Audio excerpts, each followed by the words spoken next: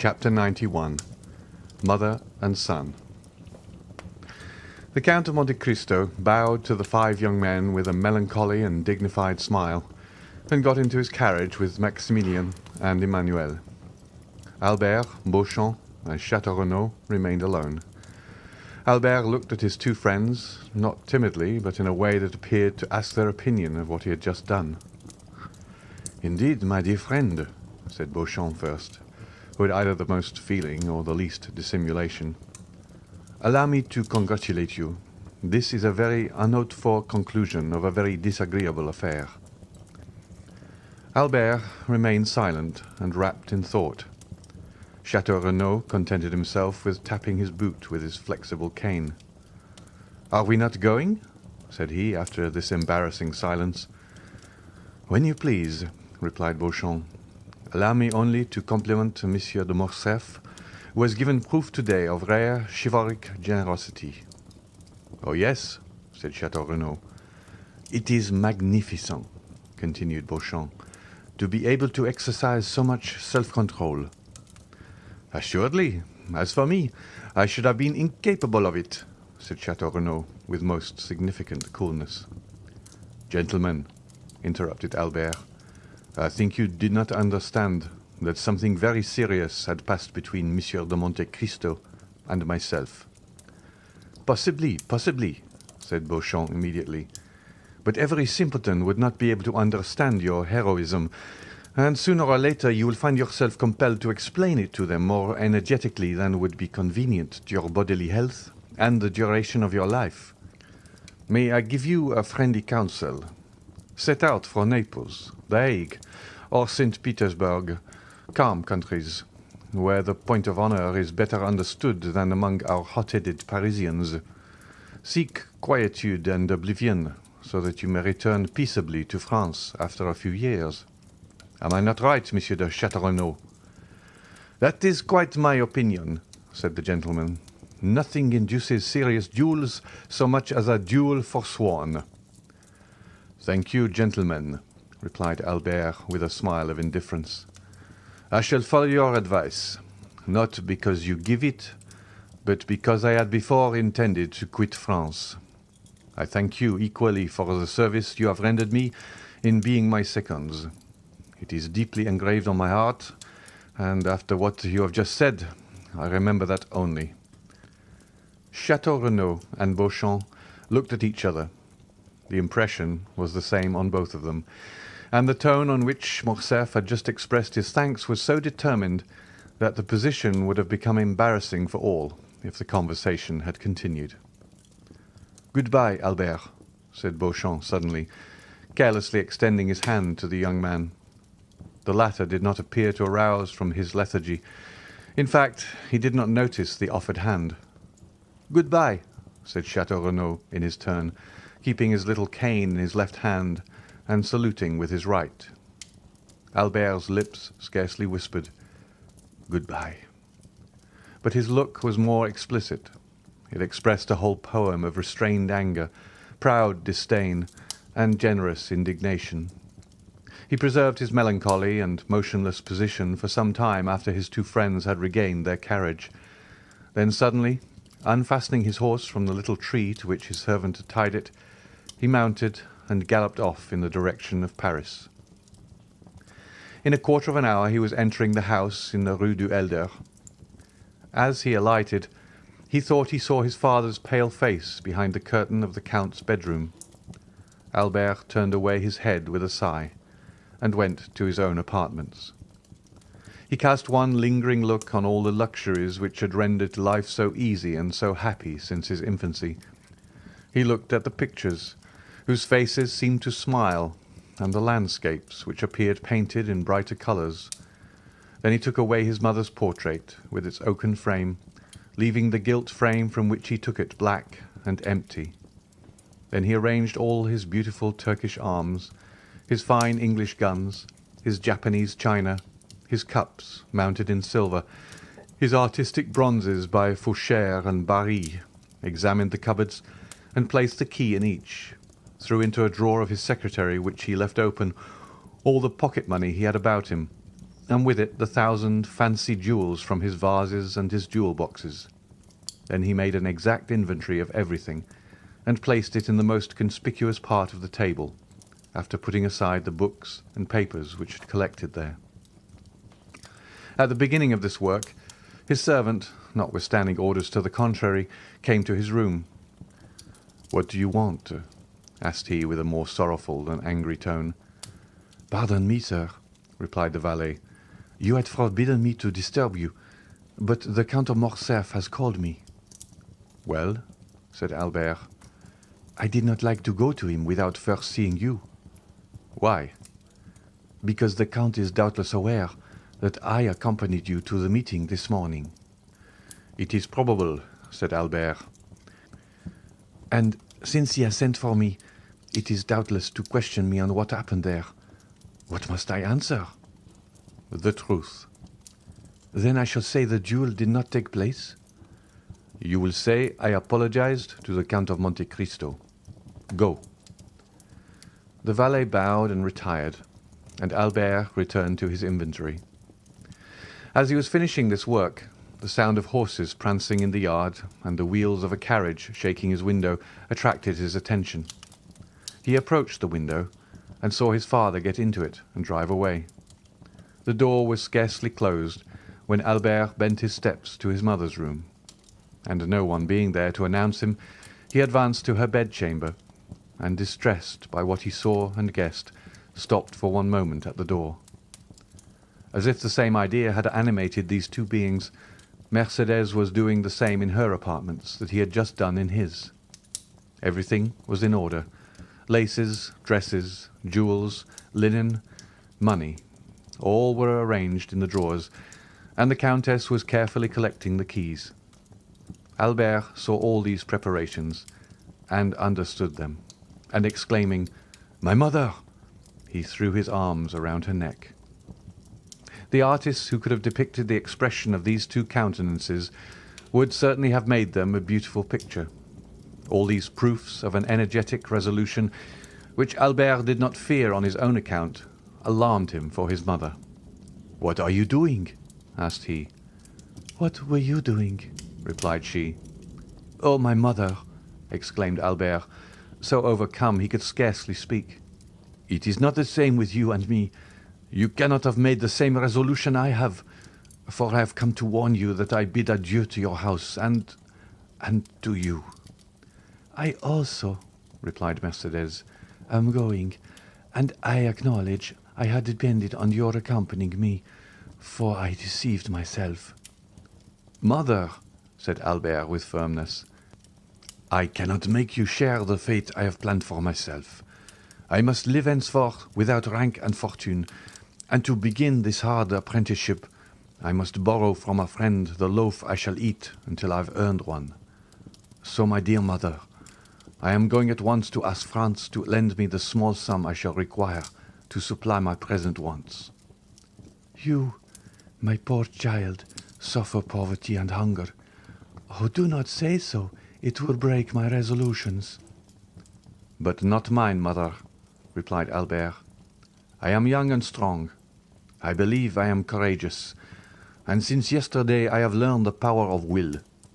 Alas, my dear mother, some have suffered so much and yet live, and have raised a new fortune on the ruin of all the promises of happiness which heaven had made them, on the fragments of all the hope which God had given them. I have seen that, mother.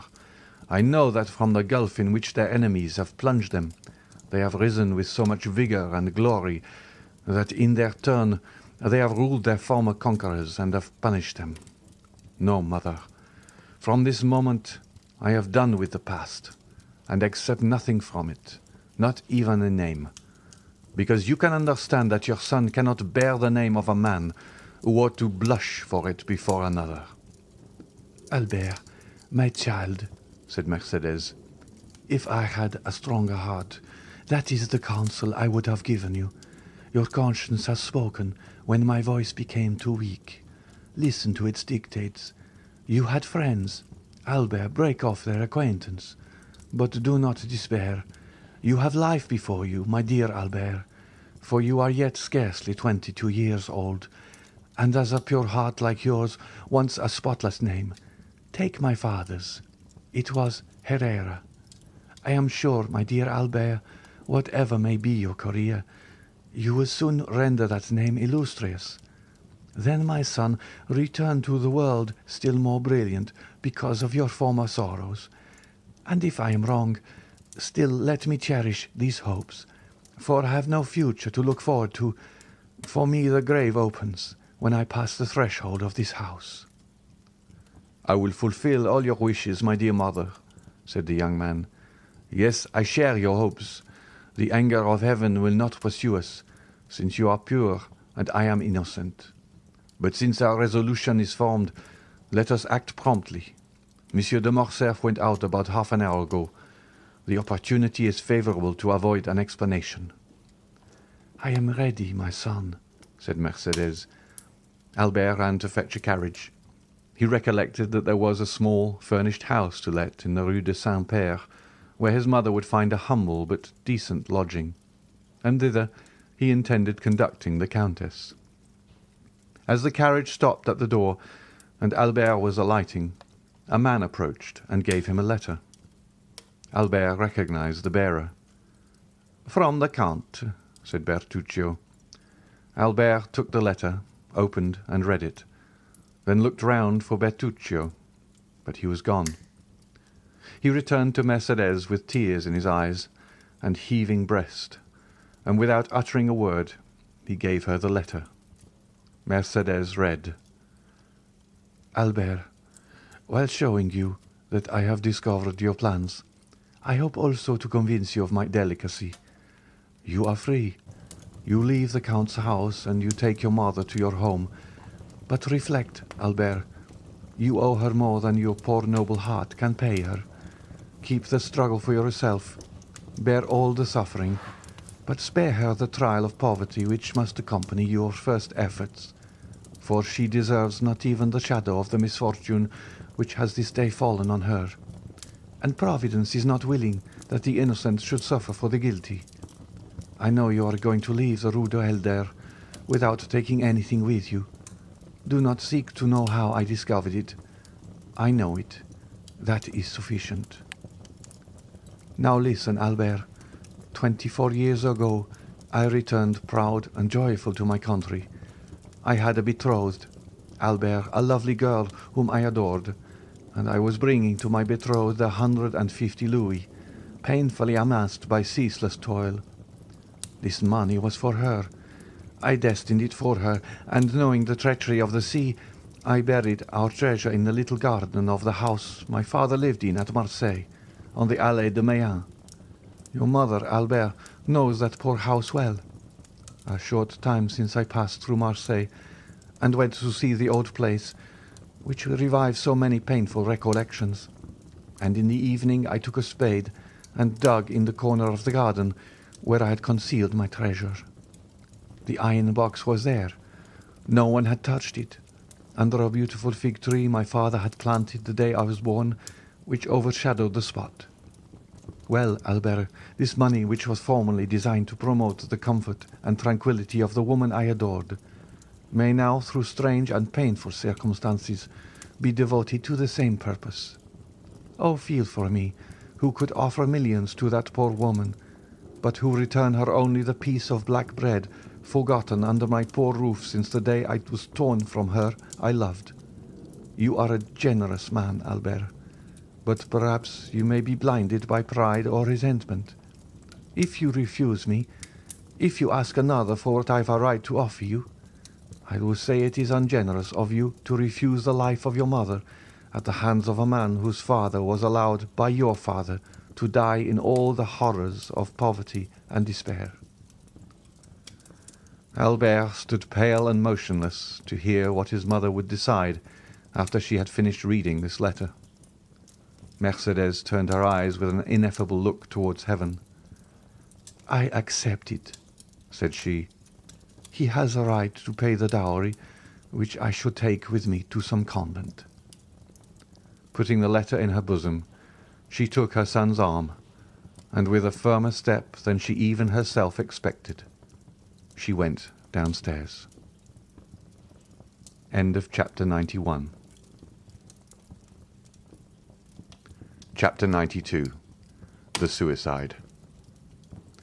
Meanwhile, Monte Cristo had also returned to town with Emmanuel and Maximilien. Their return was cheerful. Emmanuel did not conceal his joy at the peaceful termination of the affair, and was loud in his expressions of delight. Morel, in a corner of the carriage, allowed his brother-in-law's gaiety to expend itself in words, while he felt equal inward joy, which, however, betrayed itself only in his countenance. At the Barrière du Trône they met Bertuccio, who was waiting there, motionless as a sentinel at his post. Monte Cristo put his head out of the window, exchanged a few words with him in a low tone, and the steward disappeared. "Count," said Emmanuel, when they were at the end of the Place Royale, "put me down at my door, that my wife may not have a single moment of needless anxiety on my account or yours. If it were not ridiculous to make a display of our triumph, I would invite the Count to our house. Besides that, he doubtless has some trembling heart to comfort. So we will take leave of our friend and let him hasten home." "Stop a moment," said Monte Cristo. "Do not let me lose both my companions. Return, Emmanuel, to your charming wife, and present my best compliments to her. And do you, Morel, accompany me to the Champs-Élysées?" "Willingly," said Maximilien, "particularly as I have business in that quarter." "Shall we wait breakfast for you?" asked Emmanuel. "No," replied the young man. The door was closed, and the carriage proceeded. "See what good fortune I brought you," said Morel, when he was alone with the Count. "Have you not thought so?" "Yes," said Monte Cristo. "For that reason I wished to keep you near me." "It is miraculous," continued Morel, answering his own thoughts. "What?" said Monte Cristo. "What has just happened?" "Yes," said the Count. "You are right, it is miraculous." "For Albert is brave," resumed Morel. "Very brave," said Monte Cristo. "I have seen him sleep with a sword suspended over his head." "And I know he has fought 2 duels," said Morel. "How can you reconcile that with his conduct this morning?" "All allowing to your influence," replied Monte Cristo, smiling. "It is well for Albert he is not in the army," said Morel. "Why?" "An apology on the ground?" said the young captain, shaking his head. "Come," said the Count mildly, "do not entertain the prejudices of ordinary men. Acknowledge that if Albert is brave, he cannot be a coward. He must then have had some reason for acting as he did this morning, and confess that his conduct is more heroic than otherwise." "Doubtless, doubtless," said Morel, "but I shall say, like the Spaniard, he has not been so brave today as he was yesterday." "You will breakfast with me, will you not, Morel?" said the Count, to turn the conversation. "No, I must leave you at 10 o'clock." "Your engagement was for breakfast, then?" said the Count. Morel smiled and shook his head. "Still, you must breakfast somewhere." "But if I am not hungry?" said the young man. "Oh," said the Count, "I only know 2 things which destroy the appetite. Grief, and as I am happy to see you are very cheerful, it is not that, and love. Now, after what you told me this morning of your heart, I may believe." "Well, Count," replied Morel gaily, "I will not dispute it." "But you will not make me your confidant, Maximilien," said the Count, in a tone which showed how gladly he would have been admitted to the secret. "I showed you this morning that I had a heart, did I not, Count?" Monte Cristo only answered by extending his hand to the young man. "Well," continued the latter, "since that heart is no longer with you in the Bois de Vincennes, it is elsewhere, and I must go and find it." "Go," said the Count deliberately. "Go, dear friend, but promise me, if you meet with any obstacle, to remember that I have some power in this world, and that I am happy to use that power in the behalf of those I love, and that I love you, Morel." "I will remember it," said the young man. as selfish children recollect their parents when they want their aid. When I need your assistance, and the moment arrives, I will come to you, Count. Well, I rely upon your promise. Goodbye, then. Goodbye, till we meet again. They had arrived in the Champs-Élysées. Monte Cristo opened the carriage door. Morel sprang out on the pavement. Bertuccio was waiting on the steps. Morel disappeared down the Avenue de Marigny, and Monte Cristo hastened to join Bertuccio. "Well?" asked he. "She is going to leave her house," said the steward. "And her son?" "Florentin, his valet, thinks he is going to do the same." "Come this way." Monte Cristo took Bertuccio into his study, wrote the letter we have seen, and gave it to the steward. "Go," said he quickly. "But first let Haydée be informed that I have returned." "Here I am," said the young girl, who at the sound of the carriage had run down the stairs, and whose face was radiant with joy at seeing the Count return safely. Bertuccio left. Every transport of a daughter finding a father, all the delight of a mistress seeing an adored lover, were felt by Haydée during the first moments of this meeting, which she had so eagerly expected. Doubtless, although less evident, Monte Cristo's joy was not less intense.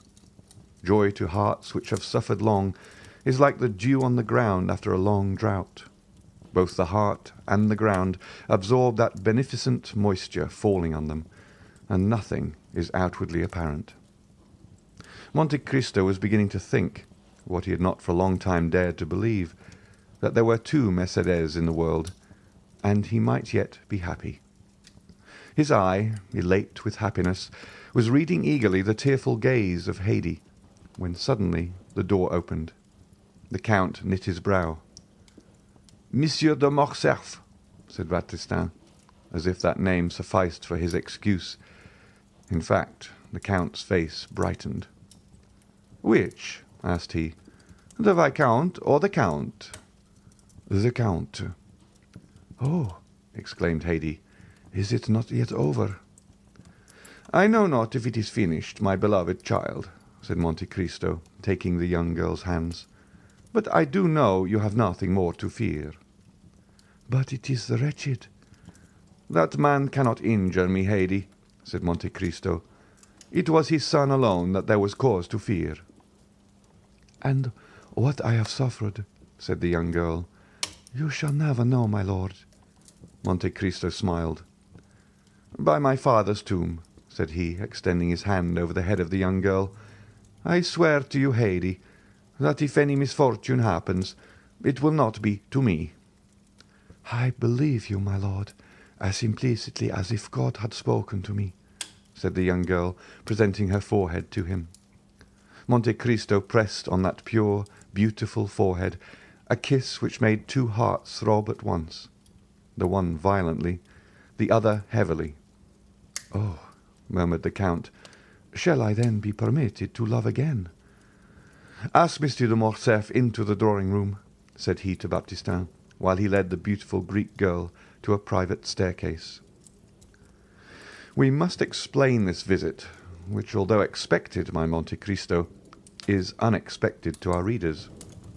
While Mercédès, as we have said, was making a similar inventory of her property to Albert's, while she was arranging her jewels, shutting her drawers, collecting her keys, to leave everything in perfect order, she did not perceive a pale and sinister face at a glass door which threw light into the passage from which everything could be both seen and heard. He who was thus looking, without being heard or seen, probably heard and saw all that passed in Madame de Morcerf's apartments. From that glass door the pale-faced man went to the Count's bedroom and raised with a constricted hand the curtain of a window overlooking the courtyard. He remained there 10 minutes, motionless and dumb, listening to the beating of his own heart. For him, those 10 minutes were very long. It was then Albert, returning from his meeting with the Count, perceived his father watching for his arrival behind a curtain, and turned aside. The Count's eyes expanded. He knew Albert had insulted the Count dreadfully, and that in every country in the world such an insult would lead to a deadly duel. Albert returned safely. Then the Count was revenged. An indescribable ray of joy illumined that wretched countenance like the last ray of the sun before it disappears behind the clouds which bear the aspect, not of a downy couch, but of a tomb. But as we have said, he waited in vain for his son to come to his apartment with the account of his triumph. He easily understood why his son did not come to see him before he went to avenge his father's honour, but when that was done, why did not his son come and throw himself into his arms?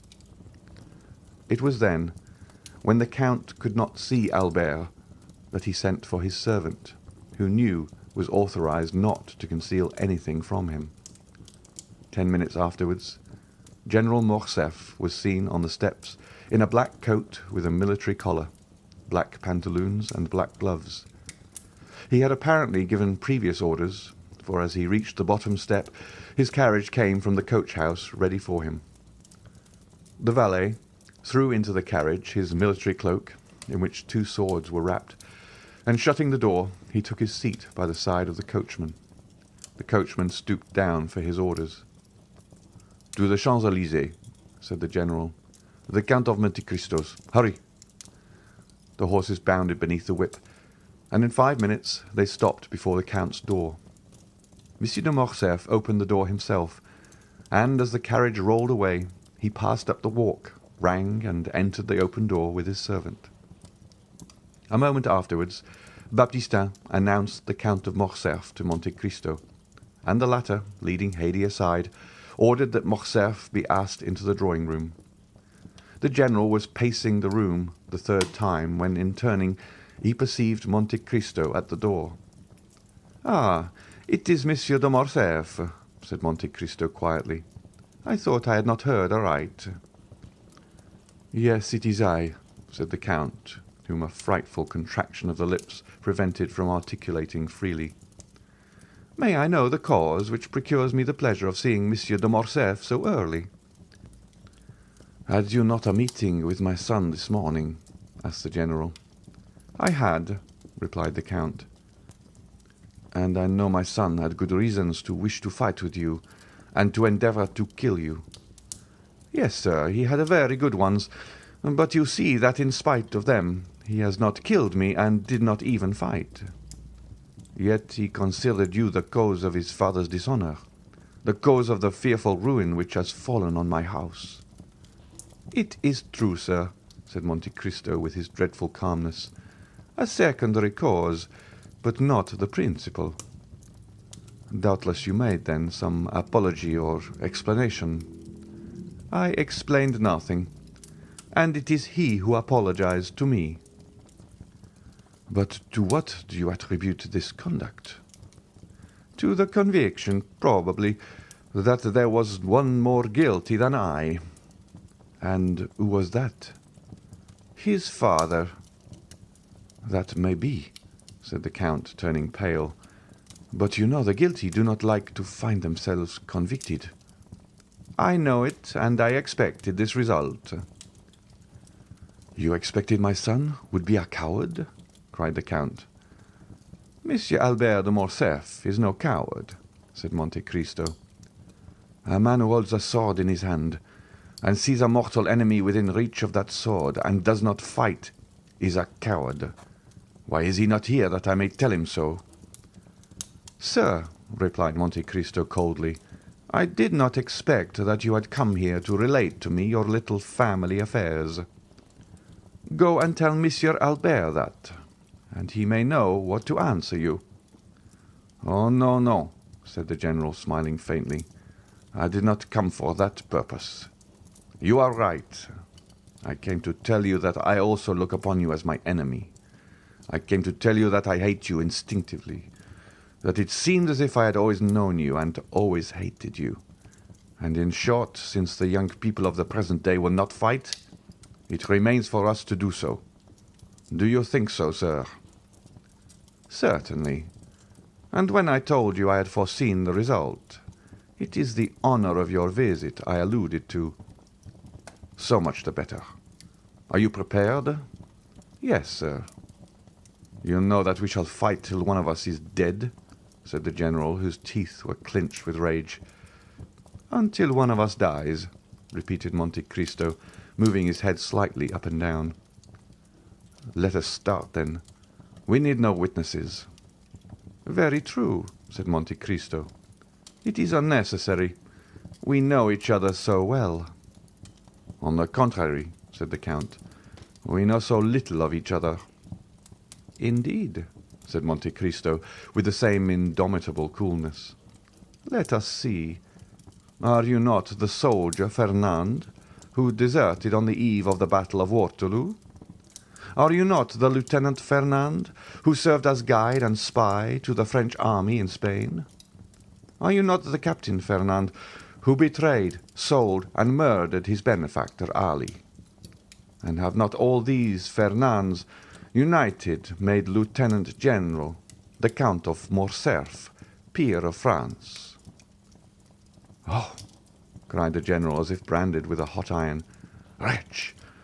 To reproach me with my shame when about, perhaps, to kill me! No, I did not say I was a stranger to you. I know well, demon, that you have penetrated into the darkness of the past, and that you have read by the light of what torch I know not every page of my life. But perhaps I may be more honorable in my shame than you under your pompous coverings.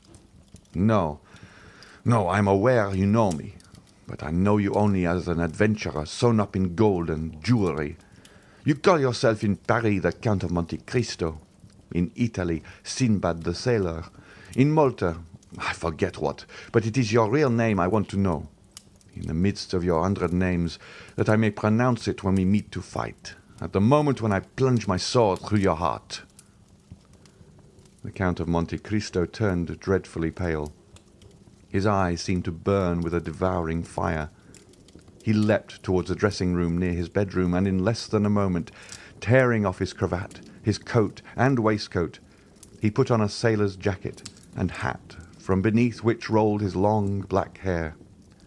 He returned thus, formidable and implacable, advancing with his arms crossed on his breast towards the general, who could not understand why he had disappeared, but who, on seeing him again, and feeling his teeth chatter and his legs sink under him, drew back and only stopped when he found a table to support his clinched hand.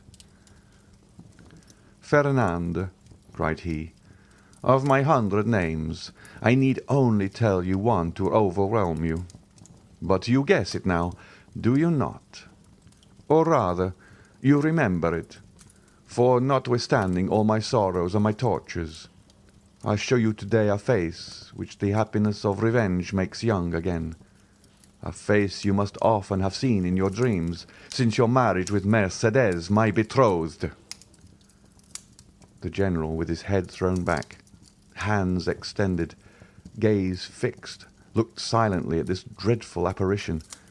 Then, seeking the wall to support him, he glided along close to it until he reached the door, through which he went out backwards, uttering this single, mournful, lamentable, distressing cry, "Edmond Dantès!" Then, with sighs which were unlike any human sound, he dragged himself to the door, reeled across the courtyard, and falling into the arms of his valet, he said in a voice scarcely intelligible, "Home, home!" The fresh air and the shame he felt at having exposed himself before his servants partly recalled his senses. But the ride was short, and as he drew near his house all his wretchedness revived. He stopped at a short distance from the house and alighted. The door was wide open. A hackney coach was standing in the middle of the yard, a strange sight before so noble a mansion. The count looked at it with terror, but without daring to inquire its meaning, he rushed towards his apartment. 2 persons were coming down the stairs. He had only time to creep into an alcove to avoid them. It was Mercédès leaning on her son's arm and leaving the house. They passed close by the unhappy being, who, concealed behind the damask curtain, almost felt Mercédès' dress brush past him, and his son's warm breath pronouncing these words, Courage, mother. Come, this is no longer our home." The words died away. The steps were lost in the distance. The general drew himself up, clinging to the curtain. He uttered the most dreadful sob which ever escaped from the bosom of a father abandoned at the same time by his wife and son. He soon heard the clatter of the iron step of the hackney coach, then the coachman's voice, and then the rolling of the heavy vehicle shook the windows. He darted to his bedroom to see once more all he had loved in the world. But the hackney coach drove on, and the head of neither Mercedes nor her son appeared at the window to take a last look at the house or the deserted father and husband.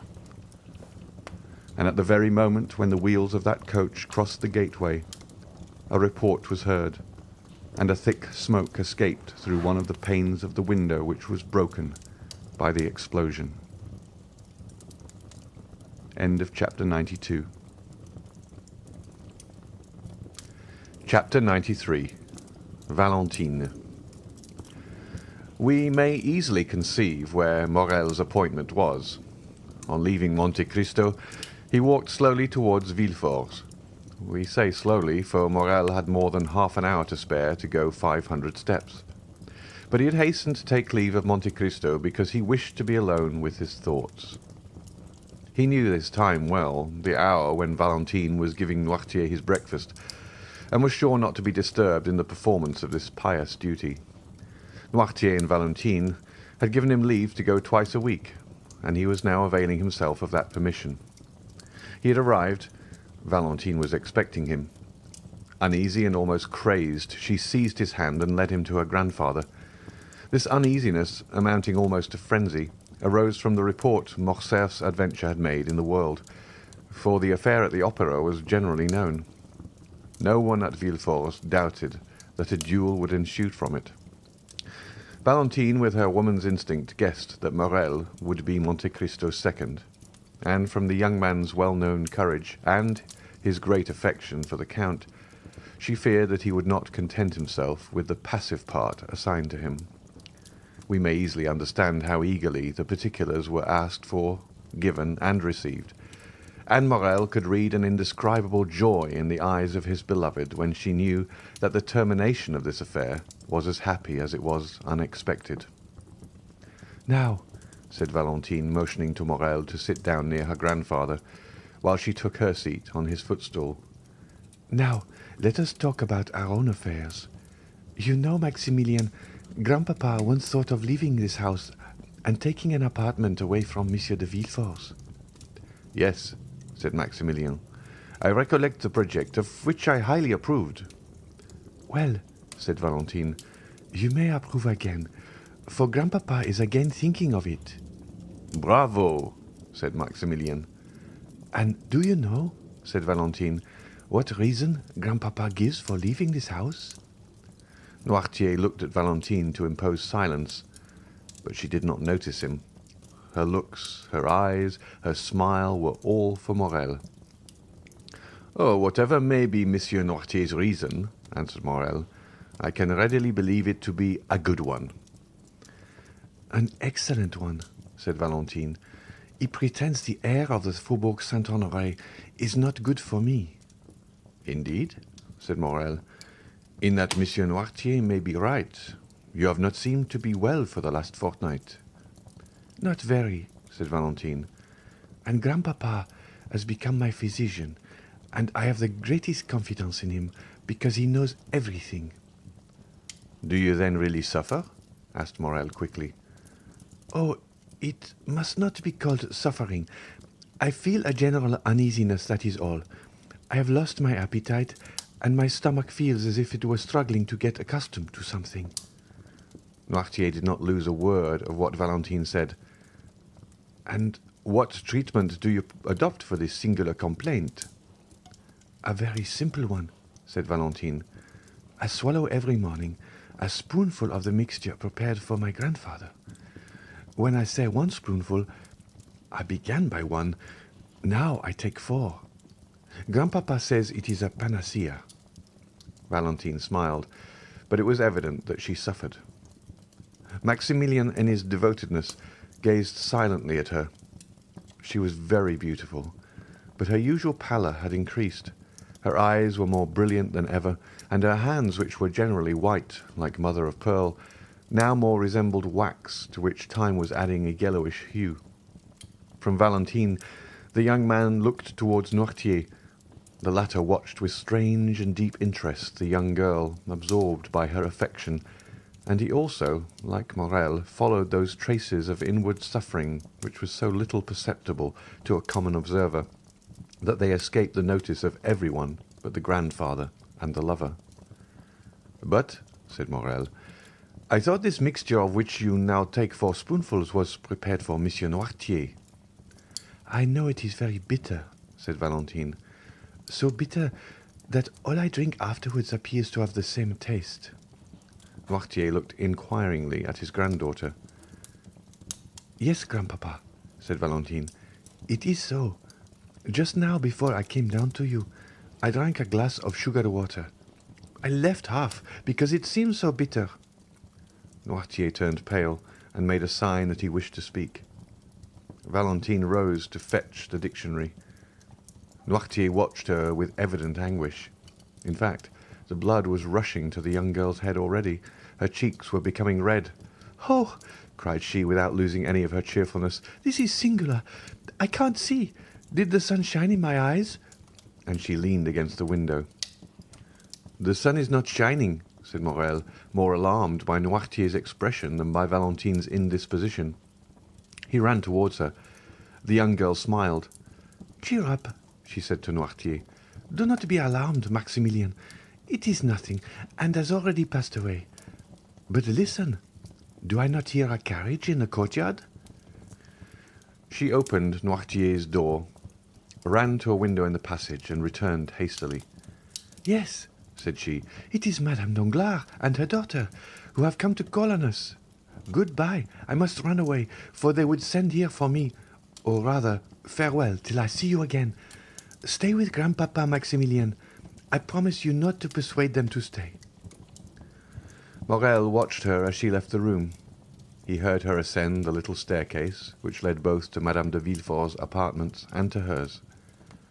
As soon as she was gone, Noirtier made a sign to Morel to take the dictionary.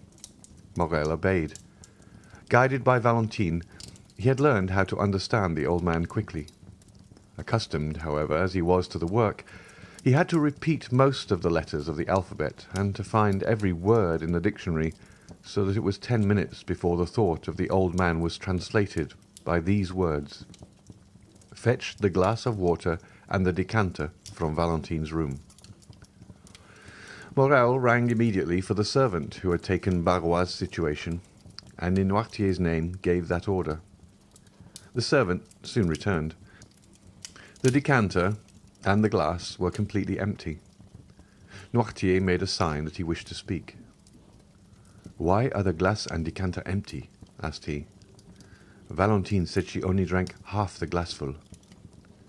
The translation of this new question occupied another 5 minutes. "I do not know," said the servant, "but the housemaid is in Mademoiselle Valentine's room. Perhaps she has emptied them." "Ask her," said Morel, translating Noirtier's thought this time by his look. The servant went out, but returned almost immediately. "Mademoiselle Valentine passed through the room to go to Madame de Villefort's," said he, "and in passing, as she was thirsty, she drank what remained in the glass. As for the decanter, Master Edward had emptied that to make a pond for his ducks." Noirtier raised his eyes to heaven, as a gambler does who stakes his all on one stroke. From that moment, the old man's eyes were fixed on the door, and did not quit it. It was indeed Madame Danglars and her daughter whom Valentine had seen. They had been ushered into Madame de Villefort's room, who had said she would receive them there. That is why Valentine passed through her room, which was on a level with Valentine's and only separated from it by Edward's. The two ladies entered the drawing-room with that sort of official stiffness which preludes a formal communication. Among worldly people manner is contagious. Madame de Villefort received them with equal solemnity. Valentine entered at this moment, and the formalities were resumed. "My dear friend," said the Baroness, while the two young people were shaking hands, "I and Eugenie are come to be the first to announce to you the approaching marriage of my daughter with the Prince Cavalcanti." Danglars kept up the title of Prince. The popular banker found that it answered better than Count. "Allow me to present to you my sincere congratulations," replied Madame de Villefort. "Prince Cavalcanti appears to be a young man of rare qualities." "Listen," said the Baroness, smiling. "Speaking to you as a friend, I can say that the prince does not yet appear all he will be. He has about him a little of that foreign manner by which French persons recognize at first sight the Italian or German nobleman. Besides, he gives evidence of a great kindness of disposition, much keenness of wit, and, as to suitability, Monsieur Danglars assures me that his fortune is majestic. That is his word." "And then," said Eugenie, while turning over the leaves of Madame de Villefort's album, "add that you have taken a great fancy to the young man." "And," said Madame de Villefort, "I need not ask you if you share that fancy." "I?" replied Eugenie with her usual candour. "Oh, not the least in the world, madame. My wish was not to confine myself to domestic cares, or the caprice of any man, but to be an artist, and consequently free in heart, in person, and in thought." Eugenie pronounced these words with so firm a tone that the colour mounted to Valentine's cheeks. The timid girl could not understand that vigorous nature which appeared to have none of the timidities of woman. "At any rate," said she, "since I am to be married whether I will or not, I ought to be thankful to Providence for having released me from my engagement with Monsieur Albert de Morcerf, or I should this day have been the wife of a dishonoured man."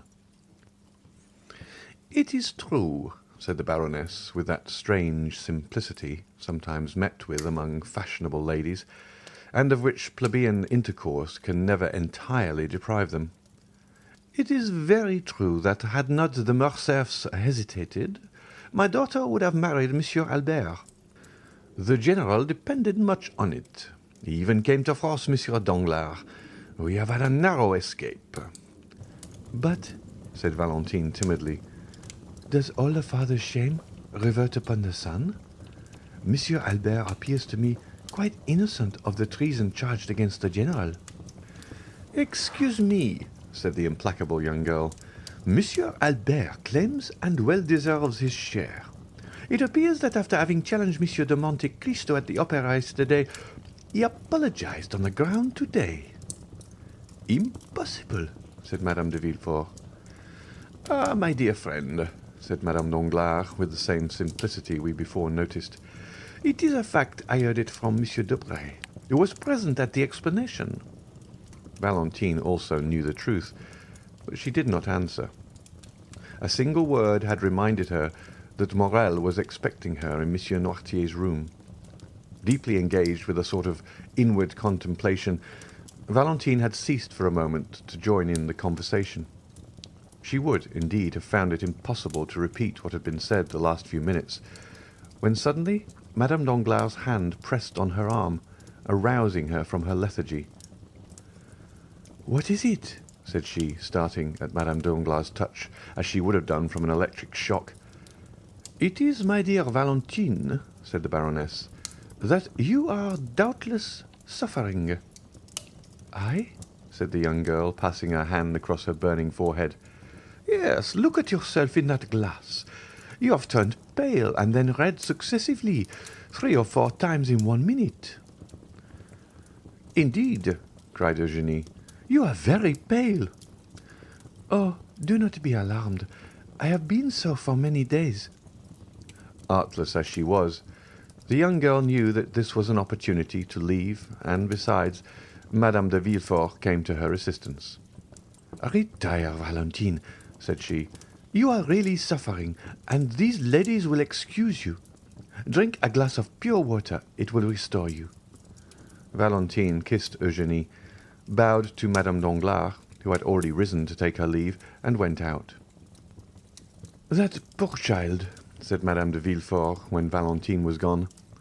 "She makes me very uneasy, and I should not be astonished if she had some serious illness." Meanwhile, Valentine, in a sort of excitement which she could not quite understand, had crossed Edward's room without noticing some trick of the child, and through her own had reached the little staircase. She was within 3 steps of the bottom. She already heard Morel's voice when suddenly a cloud passed over her eyes. Her stiffened foot missed the step. Her hands had no power to hold the baluster, and falling against the wall, she lost her balance wholly and toppled to the floor. Morel bounded to the door, opened it, and found Valentine stretched out at the bottom of the stairs. Quick as a flash, he raised her in his arms and placed her in a chair. Valentine opened her eyes. "Oh, what a clumsy thing I am," said she with feverish volubility. "I don't know my way. I forgot where there were 3 more steps before the landing." "You have hurt yourself, perhaps," said Morel. "What can I do for you, Valentine?" Valentine looked around her. She saw the deepest terror depicted in Noirtier's eyes. "Don't worry, dear grandpapa," said she, endeavouring to smile. "It is nothing. It is a nothing. I was giddy, that is all." "Another attack of giddiness?" said Morel, clasping his hands. "Oh, attend to it, Valentine, I entreat you." "But no," said Valentine. "no, I tell you it is all past, and it was nothing. Now let me tell you some news. Eugenie is to be married in a week, and in 3 days there is to be a grand feast, a betrothal festival. We are all invited, my father, Madame de Villefort, and I. At least, I understood it so." "When will it be our turn to think of these things? Oh, Valentine, you who have so much influence over your grandpapa, try to make him answer soon."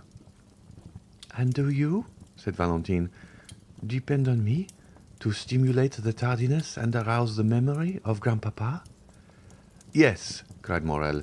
"Make haste. So long as you are not mine, Valentine, I shall always think I may lose you."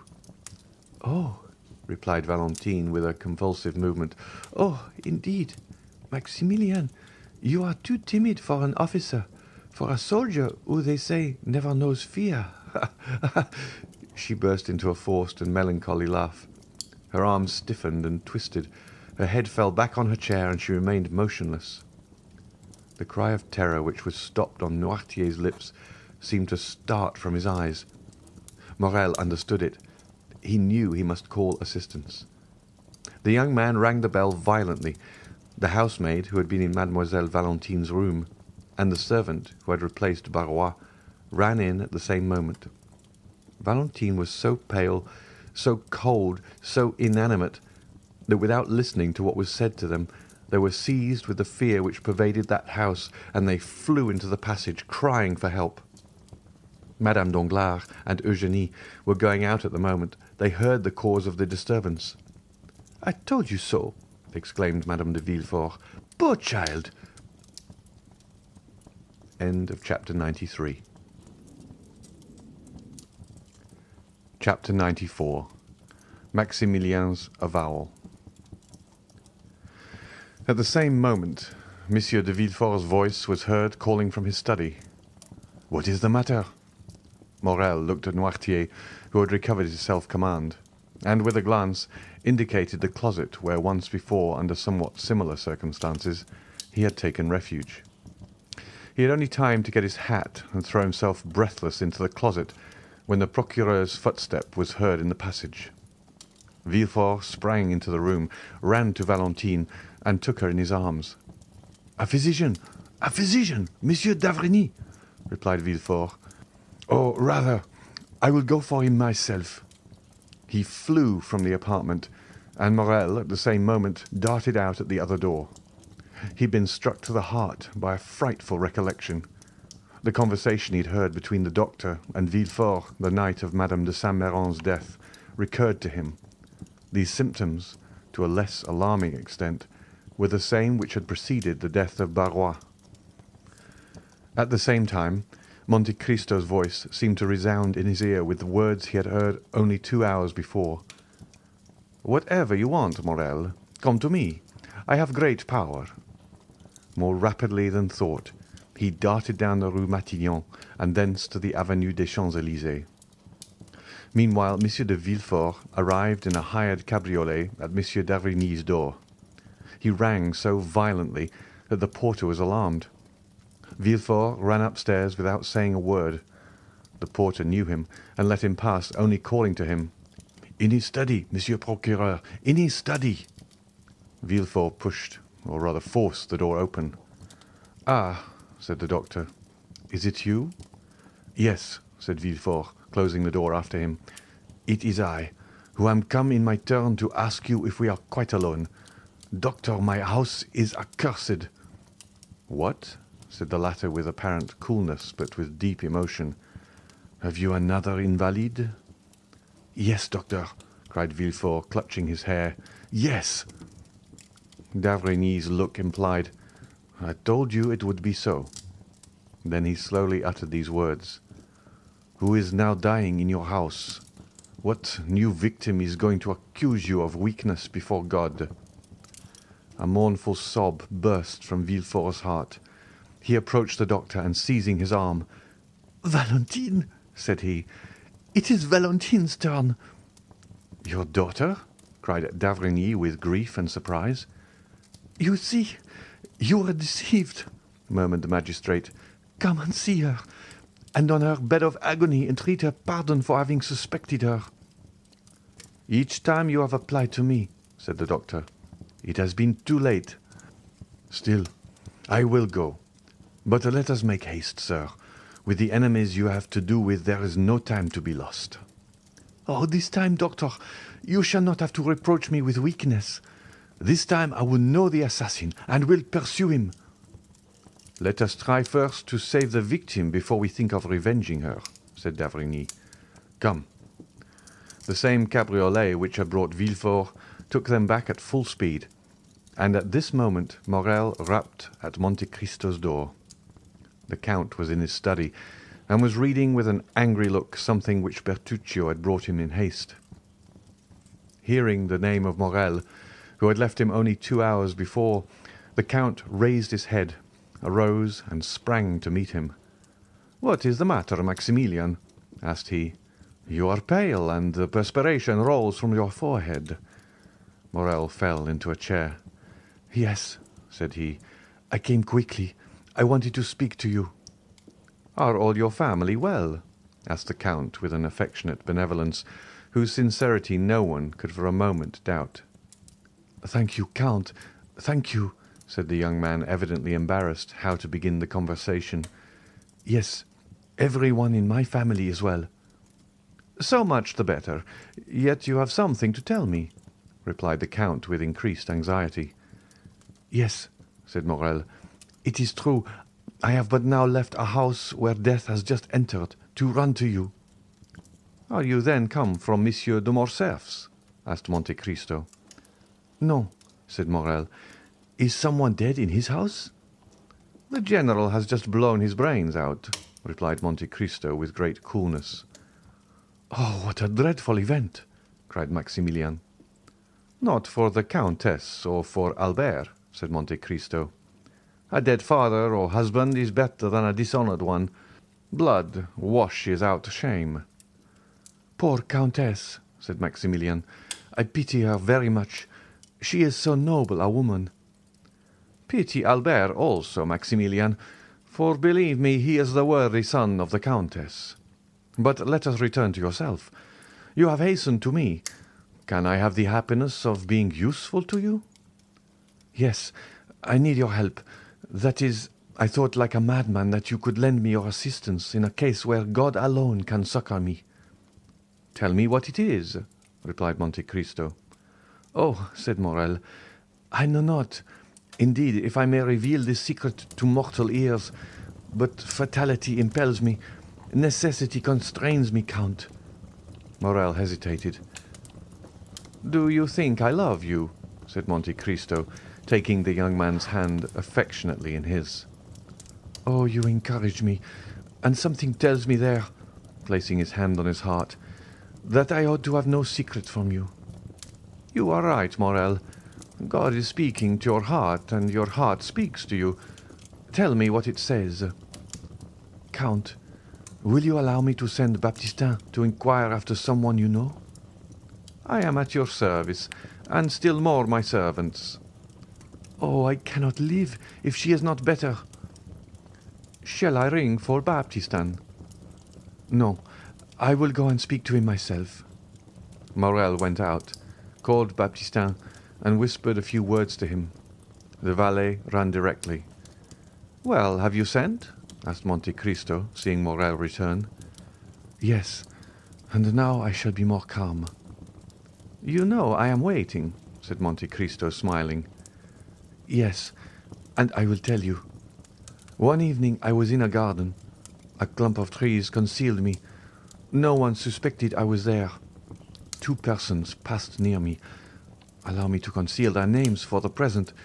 They were speaking in an undertone, and yet I was so interested in what they said that I did not lose a single word."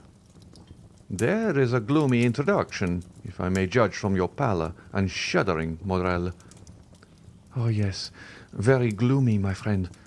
Someone had just died in the house to which that garden belonged. One of the persons whose conversation I overheard was the master of the house, the other the physician. The former was confiding to the latter his grief and fear, for it was the second time within a month that death had suddenly and unexpectedly entered that house, which was apparently destined to destruction by some exterminating angel as an object of God's anger. "Ah, indeed," said Monte Cristo, looking earnestly at the young man, and by an imperceptible movement turning his chair so that he remained in the shade, while the light fell full on Maximilian's face. "Yes," continued Morel, "death had entered that house twice within 1 month." "And what did the doctor answer?" asked Monte Cristo. He replied that the death was not a natural one, and must be attributed to what? To poison. "Indeed," said Monte Cristo with a slight cough, which in moments of extreme emotion helped him to disguise a blush, or his pallor, or the intense interest with which he listened. "Indeed, Maximilian, did you hear that?" "Yes, my dear Count, I heard it, and the doctor added that if another death occurred in a similar way, he must appeal to justice." Monte Cristo listened, or appeared to do so, with the greatest calmness. "Well," said Maximilian, "death came a third time, and neither the master of the house nor the doctor said a word. Death is now, perhaps, striking a fourth blow. Count, what am I bound to do, being in possession of this secret?" "My dear friend," said Monte Cristo, "you appear to be relating an adventure which we all know by heart. I know the house where you heard it, or one very similar to it, a house with a garden, a master, a physician, and where there have been 3 unexpected and sudden deaths. Well, I have not intercepted your confidence, and yet I know all that as well as you, and I have no conscientious scruples. No, it does not concern me. You say an exterminating angel appears to have devoted that house to God's anger. Well, who says your supposition is not reality? Do not notice things which those whose interest it is to see them pass over. If it is God's justice, instead of his anger, which is walking through that house, Maximilian, turn away your face, and let his justice accomplish its purpose." Morel shuddered. There was something mournful, solemn, and terrible in the Count's manner. "Besides," continued he, in so changed a tone that no one would have supposed it was the same person speaking, "besides, who says that it will begin again?" "It has returned, Count," exclaimed Morel. "That is why I hasten to you." "Well, what do you wish me to do? Do you wish me, for instance, to give information to the procureur?" Monte Cristo uttered the last words with so much meaning that Morel started up, cried out, "You know of whom I speak, Count, do you not?" "Perfectly well, my good friend. and I will prove it to you by putting the dots to the I, or rather by naming the persons. You were walking one evening in Monsieur de Villefort's garden. From what you relate, I suppose it to have been the evening of Madame de Saint-Méran's death. You heard Monsieur de Villefort talking to Monsieur d'Avrigny about the death of Monsieur de Saint-Méran, and that no less surprising of the Countess. Monsieur d'Avrigny said he believed they both proceeded from poison, and you, honest man, have ever since been asking your heart and sounding your conscience to know if you ought to expose or conceal this secret. Why do you torment them? Conscience, what hast thou to do with me? As Sterne said, my dear fellow, let them sleep on, if they are asleep. Let them grow pale in their drowsiness, if they are disposed to do so. And pray do you remain in peace, who have no remorse to disturb you. Deep grief was depicted on Morel's features. He seized Monte Cristo's hand. But it is beginning again, I say. Well, said the Count, astonished at his perseverance, which he could not understand, and looking still more earnestly at Maximilian. Let it begin again. It is like the house of Atrides. God has condemned them, and they must submit to their punishment. They will all disappear like the fabrics children build with cards, and which fall one by one under the breath of their builder, even if there are 200 of them. 3 months since it was Monsieur de Saint-Méran, Madame de Saint-Méran. 2 months since, the other day it was Barrois. Today the old Noirtier, or young Valentine. You knew it, cried Morel in such a paroxysm of terror that Monte Cristo started. He whom the falling heavens would have found unmoved. You knew it, and said nothing. And what is it to me? Replied Monte Cristo, shrugging his shoulders. Do I know these people? And must I lose the one to save the other? Faith, no, for between the culprit and the victim, I have no choice. But I, cried Morel, groaning with sorrow, I love her. You love? Whom? Cried Monte Cristo, starting to his feet and seizing the 2 hands which Morel was raising towards heaven. I love most fondly, I love madly, I love as a man who would give his life-blood to spare her a tear. I love Valentine de Villefort, who is being murdered at this moment. Do you understand me? I love her, and I ask God and you, how can I save her? Monte Cristo uttered a cry which those only can conceive who have heard the roar of a wounded lion. Unhappy man, cried he, wringing his hands in his turn. You love Valentine, that daughter of an accursed race. Never had Morel witnessed such an expression. Never had so terrible an eye flashed before his face. Never had the genius of terror he had so often seen, either on the battlefield or in the murderous nights of Algeria, shaken around him more dreadful fire. He drew back terrified. As for Monte Cristo, after this ebullition, he closed his eyes, as if dazzled by internal light. In a moment he restrained himself so powerfully that the tempestuous heaving of his breast subsided, as turbulent and foaming waves yield to the sun's genial influence when the cloud has passed. This silence, self-control, and struggle lasted about 20 seconds. Then the Count raised his pallid face. See, said he, my dear friend, how God punishes the most thoughtless and unfeeling men for their indifference by presenting dreadful scenes to their view. I, who was looking on, an eager and curious spectator. I, who was watching the working of this mournful tragedy. I, who, like a wicked angel, was laughing at the evil men committed, protected by secrecy. A secret is easily kept by the rich and powerful. I am in my turn bitten by the serpent, whose tortuous course I was watching, and bitten to the heart. Morel groaned.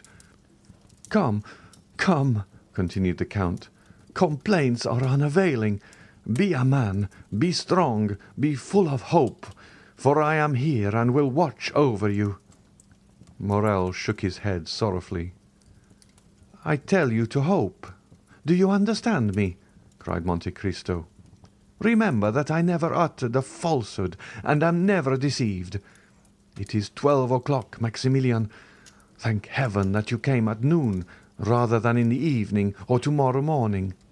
Listen, Morel, it is noon. If Valentine is not now dead, she will not die." "How so?" cried Morel. "When I left her dying." Monte Cristo pressed his hands to his forehead. What was passing in that brain, so loaded with dreadful secrets? What does the angel of light or the angel of darkness say to that mind at once implacable and generous? God only knows. Monte Cristo raised his head once more, and this time he was calm as a child awaking from its sleep. "Maximilian," said he, "return home. I command you not to stir. Attempt nothing, not to let your countenance betray a thought, and I will send you tidings. Go." "O Count, you overwhelm me with that coolness. Have you, then, power against death? Are you superhuman? Are you an angel?" And the young man, who had never shrunk from danger, shrank before Monte Cristo with indescribable terror.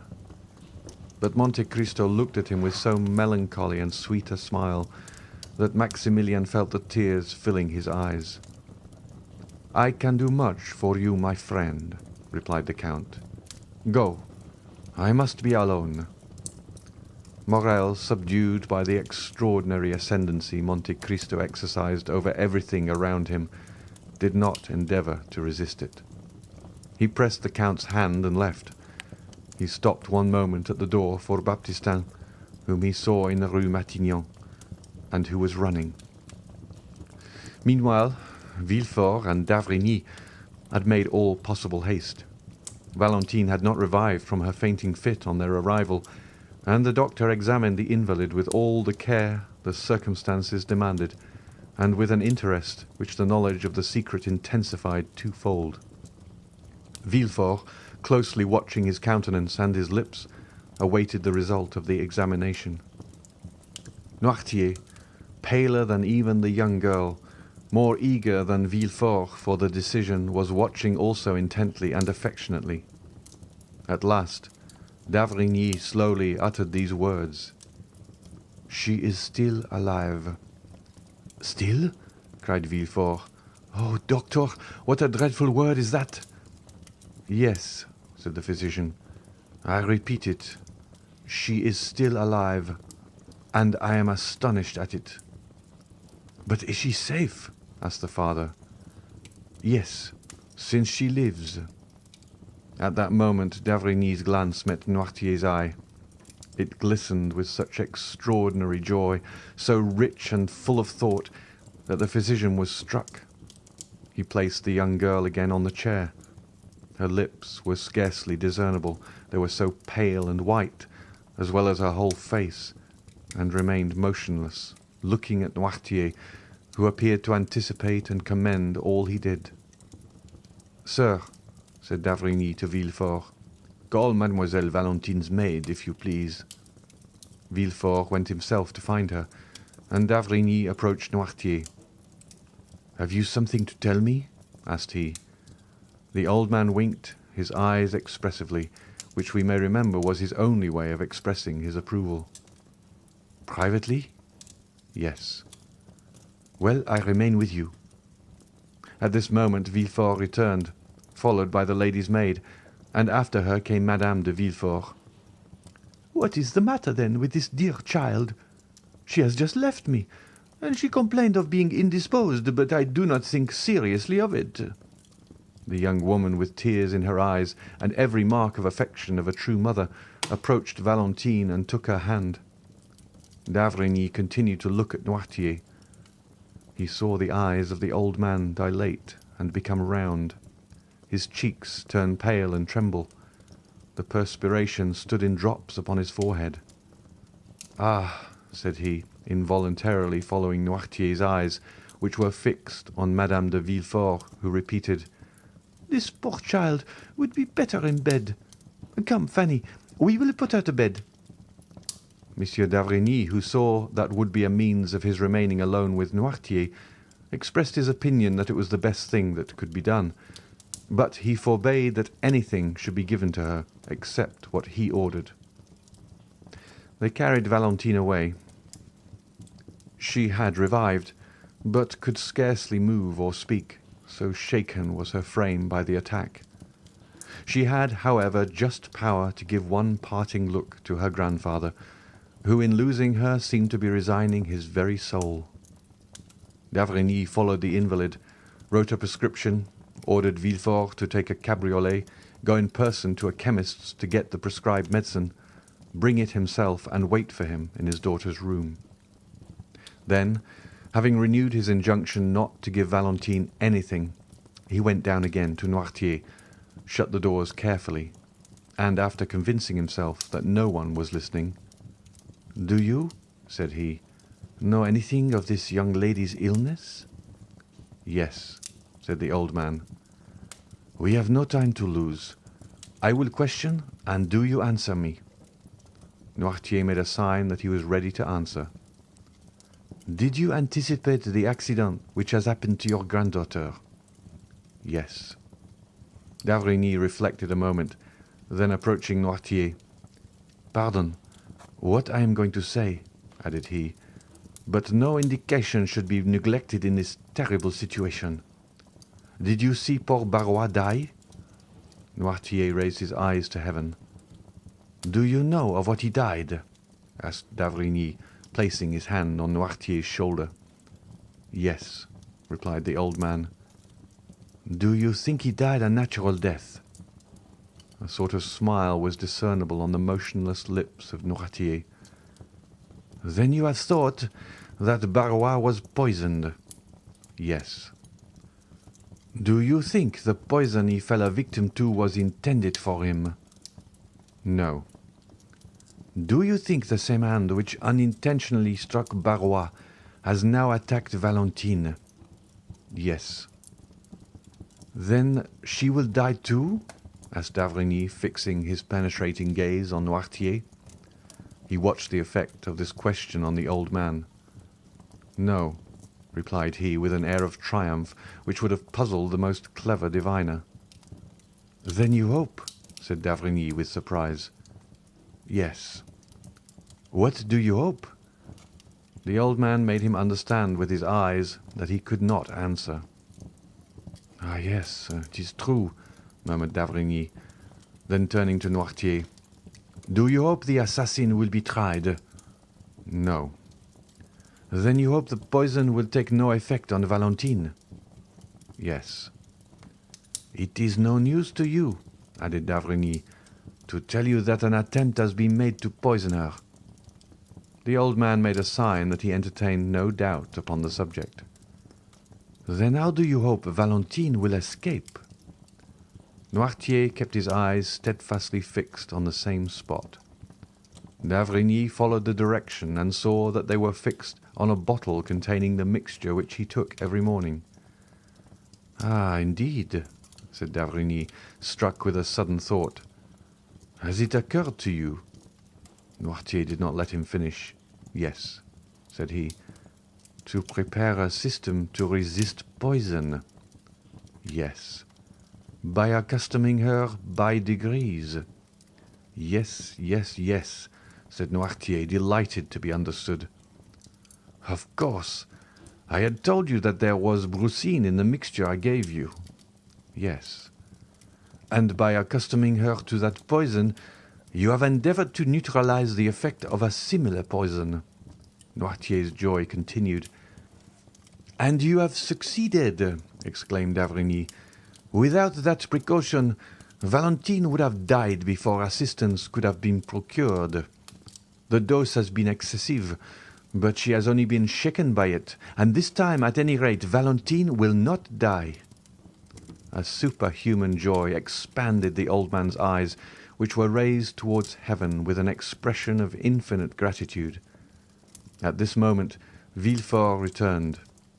"Here, doctor," said he, "is what you sent me for." "Was this prepared in your presence?" "Yes," replied the procureur. "Have you not let it get out of your hands?" "No." D'Avrigny took the bottle, poured some drops of the mixture it contained in the hollow of his hand, and swallowed them. "Well," said he, "let us go to Valentine. I will give instructions to everyone, and you, Monsieur de Villefort, will yourself see that no one deviates from them." At the moment when d'Avrigny was returning to Valentine's room, accompanied by Villefort, an Italian priest of serious demeanour and calm and firm tone hired for his use the house adjoining the hotel of Monsieur de Villefort. No one knew how the three former tenants of that house left it. About 2 hours afterwards, its foundation was reported to be unsafe, but the report did not prevent the new occupant establishing himself there with his modest furniture the same day at 5 o'clock. The lease was drawn up for 3, 6, or 9 years by the new tenant, who, according to the rule of the proprietor, paid 6 months in advance. This new tenant, who, as we have said, was an Italian, was called Il Signor Giacomo Busoni.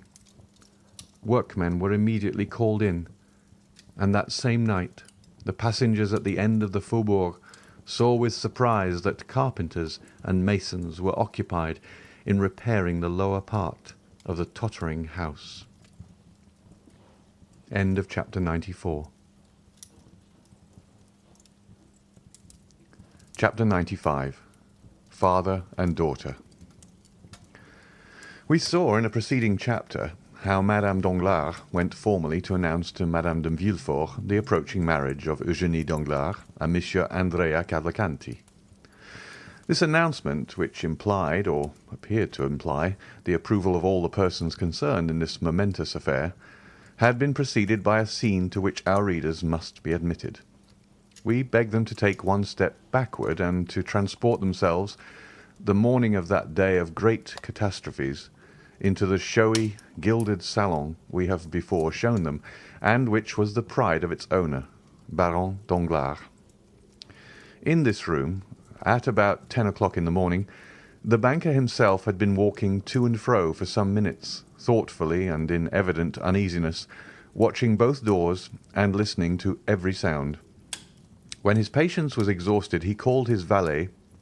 "Etienne," said he, "see why Mademoiselle Eugénie has asked me to meet her in the drawing-room, and why she makes me wait so long." Having given this vent to his ill humour, the Baron became more calm. Mademoiselle Danglars had that morning requested an interview with her father, and had fixed on the gilded drawing-room as the spot. The singularity of this step, and above all its formality, had not a little surprised the banker, who had immediately obeyed his daughter by repairing first to the drawing-room. Etienne soon returned from his errand. "Mademoiselle's lady's maid says, sir, that mademoiselle is finishing her toilette and will be here shortly." Danglars nodded to signify that he was satisfied. To the world and to his servants, Danglars assumed the character of the good-natured man and the indulgent father. This was one of his parts in the popular comedy he was performing, a make-up he had adopted and which suited him about as well as the masks worn on the classic stage by paternal actors, who, seen from one side, were the image of geniality and from the other showed lips drawn down in chronic ill-temper. Let us hasten to say that in private the genial side descended to the level of the other, so that generally the indulgent man disappeared to give place to the brutal husband and domineering father. "Why the devil does that foolish girl who pretends to wish to speak to me not come into my study? And why on earth does she want to speak to me at all?"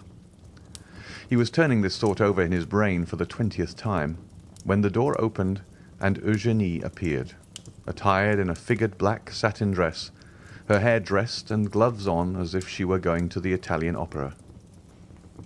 "Well, Eugénie, what is it you want with me?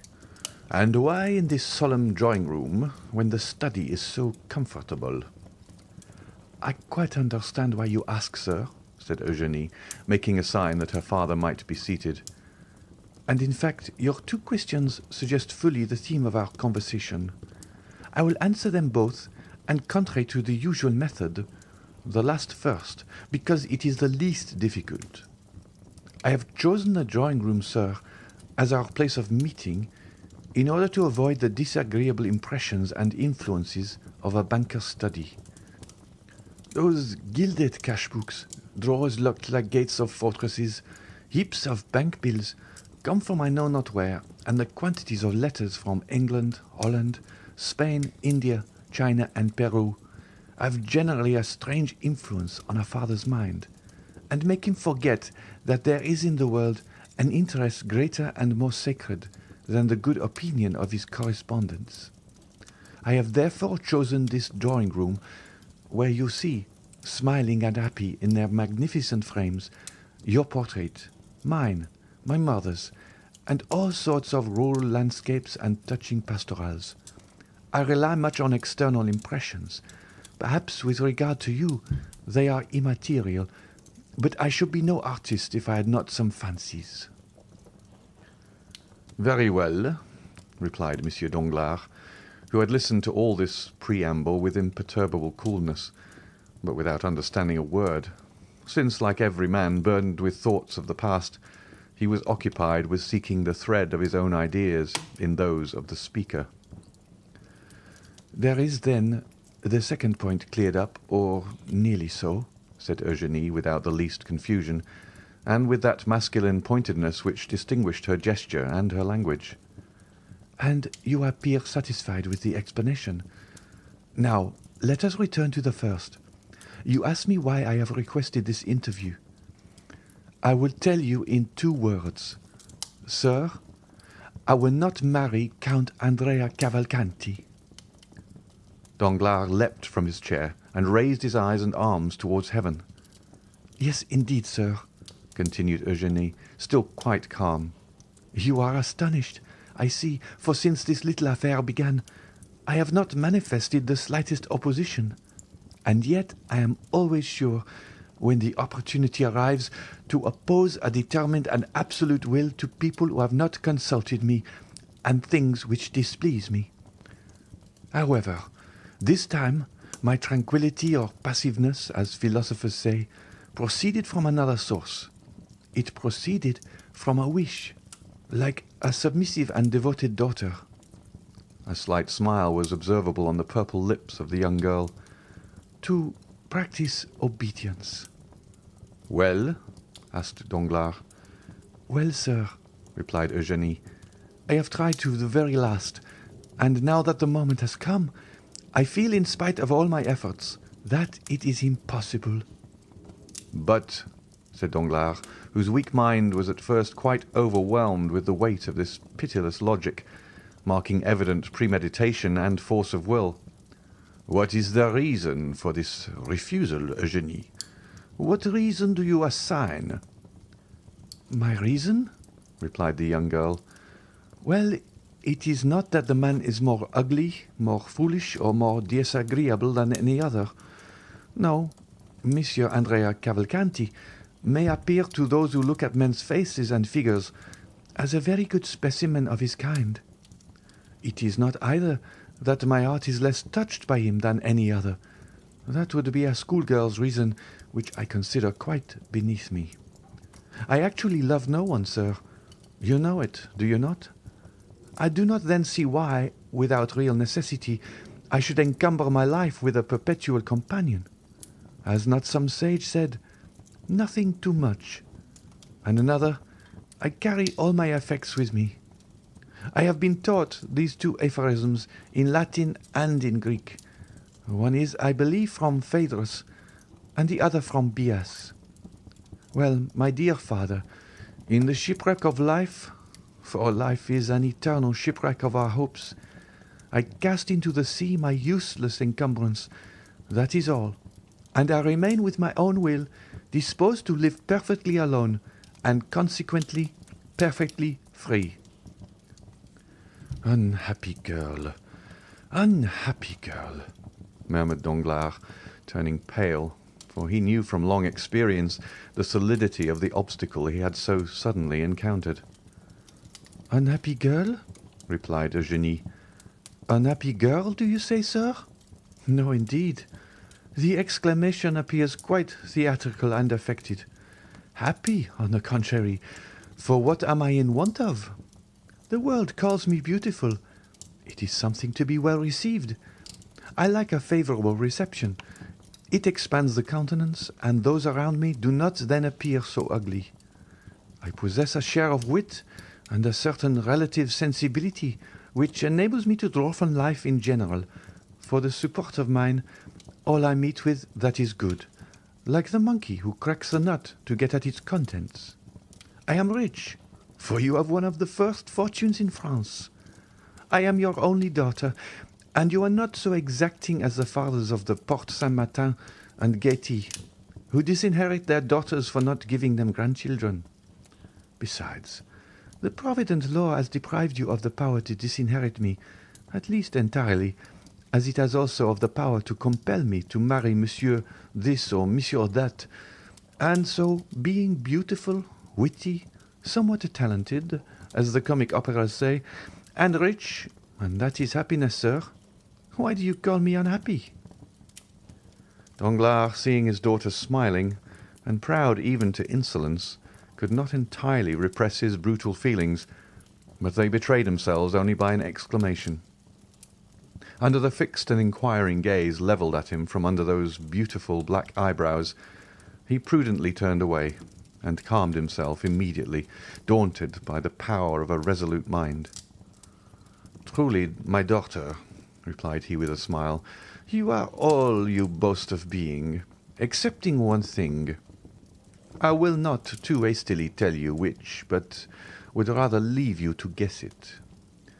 Eugenie looked at Danglars, much surprised that one flower of her crown of pride, with which she had so superbly decked herself, should be disputed. "My daughter," continued the banker, "you have perfectly explained to me the sentiments which influence a girl like you, who is determined she will not marry. Now it remains for me to tell you the motives of a father like me, who has decided that his daughter shall marry." Eugenie bowed, not as a submissive daughter, but as an adversary prepared for a discussion. "My daughter," continued Danglars, "when a father asks his daughter to choose a husband, he has always some reason for wishing her to marry. Some are affected with the mania of which you spoke just now, that of living again in their grandchildren. This is not my weakness. I tell you at once, family joys have no charm for me. I may acknowledge this to a daughter whom I know to be philosophical enough to understand my indifference, and not to impute it to me as a crime." "This is not to the purpose," said Eugenie. "Let us speak candidly, sir. I admire candour." "Oh," said Danglars, "I can, when circumstances render it desirable, adopt your system, although it may not be my general practice. I will therefore proceed. I have proposed to you to marry, not for your sake, for indeed I do not think of you in the least at the moment. You admire candour, and will now be satisfied, I hope. But because it suited me to marry you as soon as possible, on account of certain commercial speculations I am desirous of entering into." Eugenie became uneasy. "It is just as I tell you, I assure you, and you must not be angry with me, for you have sought this disclosure. I do not willingly enter into arithmetical explanations with an artist like you, who fears to enter my study, lest she should imbibe disagreeable or anti-poetic impressions and sensations. But in that same banker's study, where you were very willingly presented yourself yesterday to ask for the 1,000 francs I give you monthly for pocket money, you must know, my dear young lady, that many things may be learned, useful even to a girl who will not marry. There one may learn, for instance, what, out of regard to your nervous susceptibility, I will inform you of in the drawing-room. namely, that the credit of a banker is his physical and moral life, that credit sustains him as breath animates the body, and Monsieur de Monte Cristo once gave me a lecture on that subject, which I have never forgotten. There we may learn that as credit sinks, the body becomes a corpse, and this is what must happen very soon to the banker who is proud to own so good a logician as you for his daughter." But Eugenie, instead of stooping, drew herself up under the blow. "Ruined?" said she. "Exactly, my daughter. That is precisely what I mean," said Danglars, almost digging his nails into his breast, while he preserved on his harsh features the smile of the heartless though clever man. "Ruined. Yes, that is it." "Ah," said Eugenie. "Yes, ruined. Now it is revealed, this secret so full of horror, as the tragic poet says. Now, my daughter, learn from my lips how you may alleviate this misfortune, so far as it will affect you." "Oh," cried Eugenie, "you are a bad physiognomist, if you imagine I deplore on my own account the catastrophe of which you warn me. I ruined? And what will that signify to me? Have I not my talent left? Can I not, like Pasta, Malebranche, Grisi, acquire for myself what you would never have given me? Whatever might have been your fortune, 100 or 150,000 livres per annum, for which I shall be indebted to no one but myself, and which, instead of being given as you gave me those poor 12,000 francs, with sour looks and reproaches for my prodigality, will be accompanied with acclamations, with bravos, and with flowers. And if I do not possess that talent, which your smiles prove to me you doubt, should I not still have that ardent love of independence, which will be a substitute for wealth, and which, in my mind, supersedes even the instinct of self-preservation? No, I grieve not on my own account. I shall always find a resource. My books, my pencils, my piano, all the things which cost but little, and which I shall be able to procure, will remain my own. Do you think that I sorrow for Madame Danglars? Undeceive yourself again. Either I am greatly mistaken, or she has provided against the catastrophe which threatens you, and which will pass over without affecting her. She has taken care for herself, at least I hope so, for her attention has not been diverted from her projects by watching over me. She has fostered my independence by professedly indulging my love for liberty. Oh no, sir, from my childhood I have seen too much, and understand too much, of what has passed around me, for misfortune to have an undue power over me. From my earliest recollections, I have been beloved by no one. So much the worse. That has naturally led me to love no one. So much the better. Now you have my profession of faith." "Then," said Danglars, pale with anger, which was not at all due to offended paternal love, "then, mademoiselle, you persist in your determination to accelerate my ruin?" "Your ruin? I accelerate your ruin? What do you mean? I do not understand you." "So much the better. I have a ray of hope left. Listen."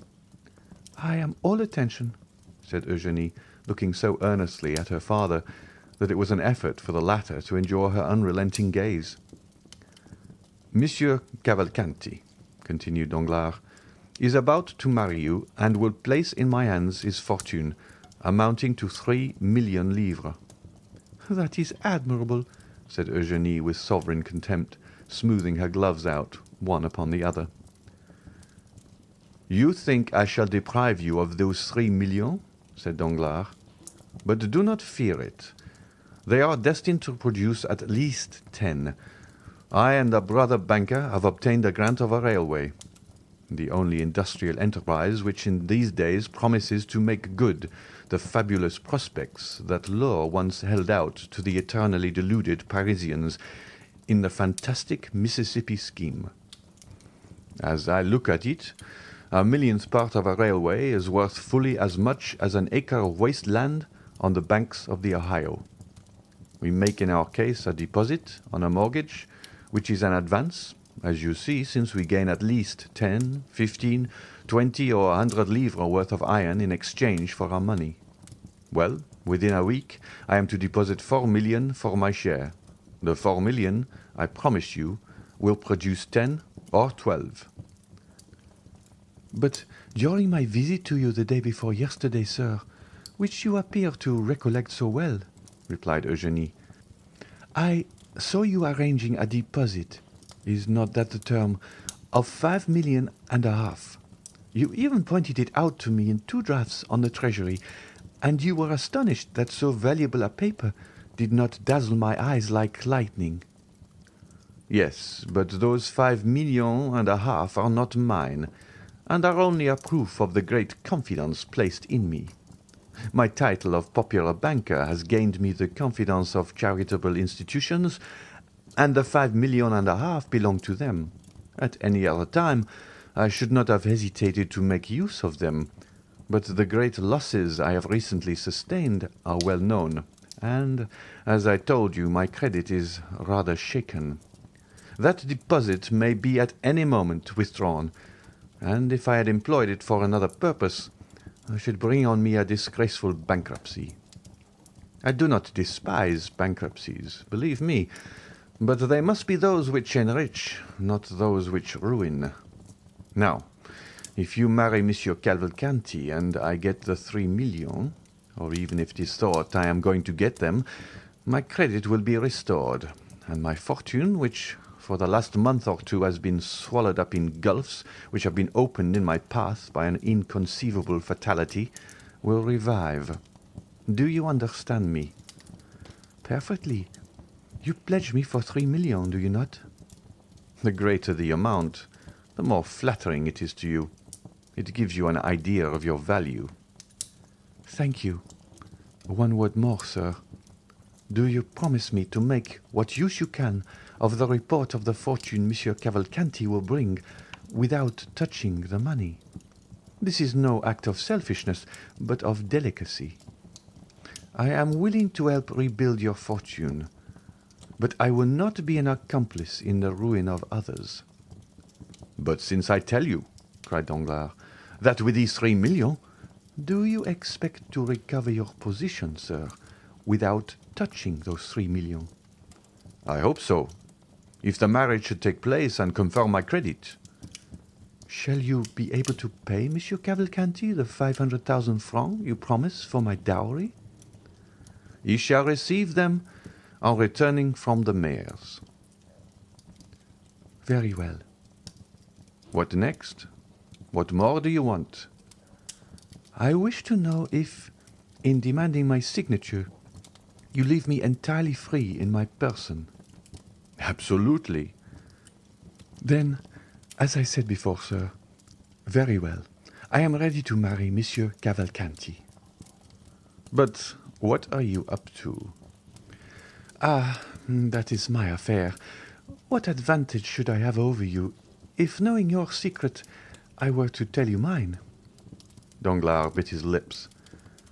Then, said he, you are ready to pay the official visits, which are absolutely indispensable?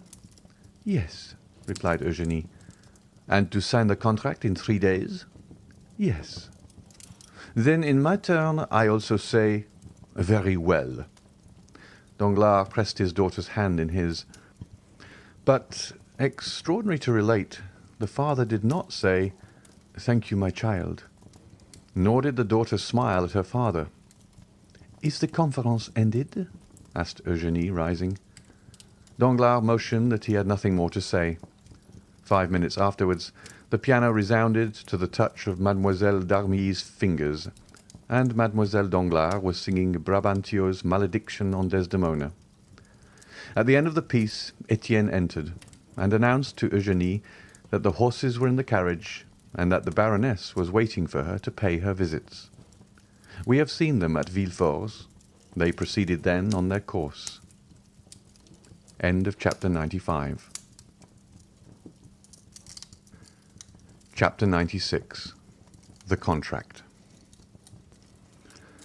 3 days after the scene we have just described, namely towards 5 o'clock in the afternoon of the day fixed for the signature of the contract between Mademoiselle Eugénie Danglars and Andrea Cavalcanti, whom the banker persisted in calling Prince, a fresh breeze was stirring the leaves in the little garden in front of the Count of Monte Cristo's house, and the Count was preparing to go out. While his horses were impatiently pawing the ground, held in by the coachman who had been seated a quarter of an hour on his box, the elegant phaeton with which we are familiar rapidly turned the angle of the entrance gate and cast out on the doorsteps Monsieur Andrea Cavalcanti, as decked up and gay as if he were going to marry a princess. He inquired after the Count with his usual familiarity, and ascending lightly to the second story, met him at the top of the stairs. The Count stopped on seeing the young man. As for Andrea, he was launched, and when he was once launched, nothing stopped him. "Ah, good morning, my dear Count," said he. "Ah, Monsieur Andrea," said the latter, with his half-jesting tone. "How do you do?" "Charmingly, as you see. I am come to talk to you about 1,000 things, but first tell me, were you going out or just returned?" "I was going out, sir." "Then in order not to hinder you, I would get up with you, if you please, in your carriage, and Tom shall follow with my phaeton in tow." "No," said the Count, with an imperceptible smile of contempt, for he had no wish to be seen in the young man's society. "No, I prefer listening to you here, my dear Monsieur Andrea.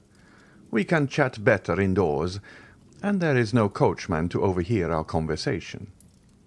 The Count returned to a small drawing-room on the first floor, sat down, and crossing his legs, motioned to the young man to take a seat also. Andrea assumed his gayest manner. "You know, my dear Count," said he, "the ceremony is to take place this evening. At 9 o'clock the contract is to be signed at my father-in-law's." "Ah, indeed," said Monte Cristo. "What? Is it news to you? Has not Monsieur Danglars informed you of the ceremony?" "Ah, yes," said the Count. "I received a letter from him yesterday, but I do not think the hour was mentioned." "Possibly my father-in-law trusted to its general notoriety." "Well," said Monte Cristo, "you are fortunate, Monsieur Cavalcanti. It is a most suitable alliance you are contracting, and Mademoiselle Danglars is a handsome girl."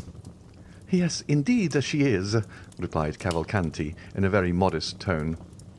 "Above all, she is very rich, at least I believe so," said Monte Cristo. "Very rich, do you think?" replied the young man. "Doubtless. It is said Monsieur Danglars conceals at least half of his fortune." "And he acknowledges 15 or 20 millions," said Andrea with a look sparkling with joy. "Without reckoning," added Monte Cristo, "that he is on the eve of entering into a sort of speculation already in vogue in the United States and in England, but quite novel in France." "Yes, yes, I know what you mean. The railway of which he has obtained the grant, is it not?" "Precisely. It is generally believed he will gain 10 millions by that affair." 10 millions? Do you think so? It is magnificent," said Cavalcanti, who was quite confounded at the metallic sound of these golden words. "Without reckoning," replied Monte Cristo, "that all his fortune will come to you, and justly too, since Mademoiselle Danglars is an only daughter. Besides, your own fortune, as your father assured me, is almost equal to that of your betrothed. But enough of money matters. Do you know, Monsieur Andrea, I think you have managed this affair rather skilfully." "Not badly, by any means," said the young man. "I was born for a diplomatist." "Well, you must become a diplomatist. Diplomacy, you know, is something that is not to be acquired. It is instinctive. Have you lost your heart?" "Indeed, I fear it," replied Andrea, in the tone in which he had heard Durante or Valere reply to Alceste at the Théâtre Français. "Is your love returned?" "I suppose so," said Andrea with a triumphant smile, "since I am accepted. But I must not forget one grand point." "Which?" that I have been singularly assisted." "Nonsense." "I have indeed." "By circumstances?" "No, by you." "By me? Not at all, Prince," said Monte Cristo, laying a marked stress on the title. "What have I done for you? Are not your name, your social position, and your merit sufficient?" "No," said Andrea. "No, it is useless for you to say so, Count. I maintain that the position of a man like you has done more than my name, my social position, and my merit." "You are completely mistaken, sir," said Monte Cristo coldly, who felt the perfidious manoeuvre of the young man, and understood the bearing of his words. "You only acquired my protection after the influence and fortune of your father had been ascertained. For, after all, who procured for me, who had never seen either you or your illustrious father, the pleasure of your acquaintance? Two of my good friends, Lord Wilmore and the Abbé Busoni. What encouraged me not to become your surety, but to patronize you? Your father's name, so well known in Italy and so highly honored. Personally, I do not know you." This calm tone and perfect ease made Andrea feel that he was, for the moment, restrained by a more muscular hand than his own, and that the restraint could not be easily broken through. "Oh, then my father has a really very large fortune, Count." "It appears so, sir," replied Monte Cristo. "Do you know if the marriage settlement he promised me has come?" "I have been advised of it." "But the 3 millions?" "The 3 millions are probably on the road." "Then I shall really have them." "Oh, well," said the Count, "I do not think you have yet known the want of money." Andrea was so surprised that he pondered the matter for a moment, then arousing from his reverie, "Now, sir, I have one request to make to you, which you will understand, even if it should be disagreeable to you." "Proceed," said Monte Cristo. "I have formed an acquaintance, thanks to my good fortune, with many noted persons, and have, at least for the moment, a crowd of friends. But marrying, as I am about to do before all Paris, I ought to be supported by an illustrious name, and in the absence of the paternal hand, some powerful one ought to lead me to the altar. Now, my father is not coming to Paris, is he? He is old, covered with wounds, and suffers dreadfully, he says, in travelling." "Indeed?" "Well, I am come to ask a favour of you." "Of me?" "Yes, of you." "And pray what may it be?" "Well, to take his part." "Ah, my dear sir! What, after the varied relations I have had the happiness to sustain towards you, can it be that you know me so little as to ask such a thing? Ask me to lend you 500,000, and, although such a loan is somewhat rare, on my honour you should annoy me less. Know then what I thought I had already told you, that in participation in this world's affairs, more especially in their moral aspects, the Count of Monte Cristo has never ceased to entertain the scruples and even the superstitions of the East. I, who have a seraglio at Cairo, one at Smyrna, and one at Constantinople, preside at a wedding? Never." "Then you refuse me?"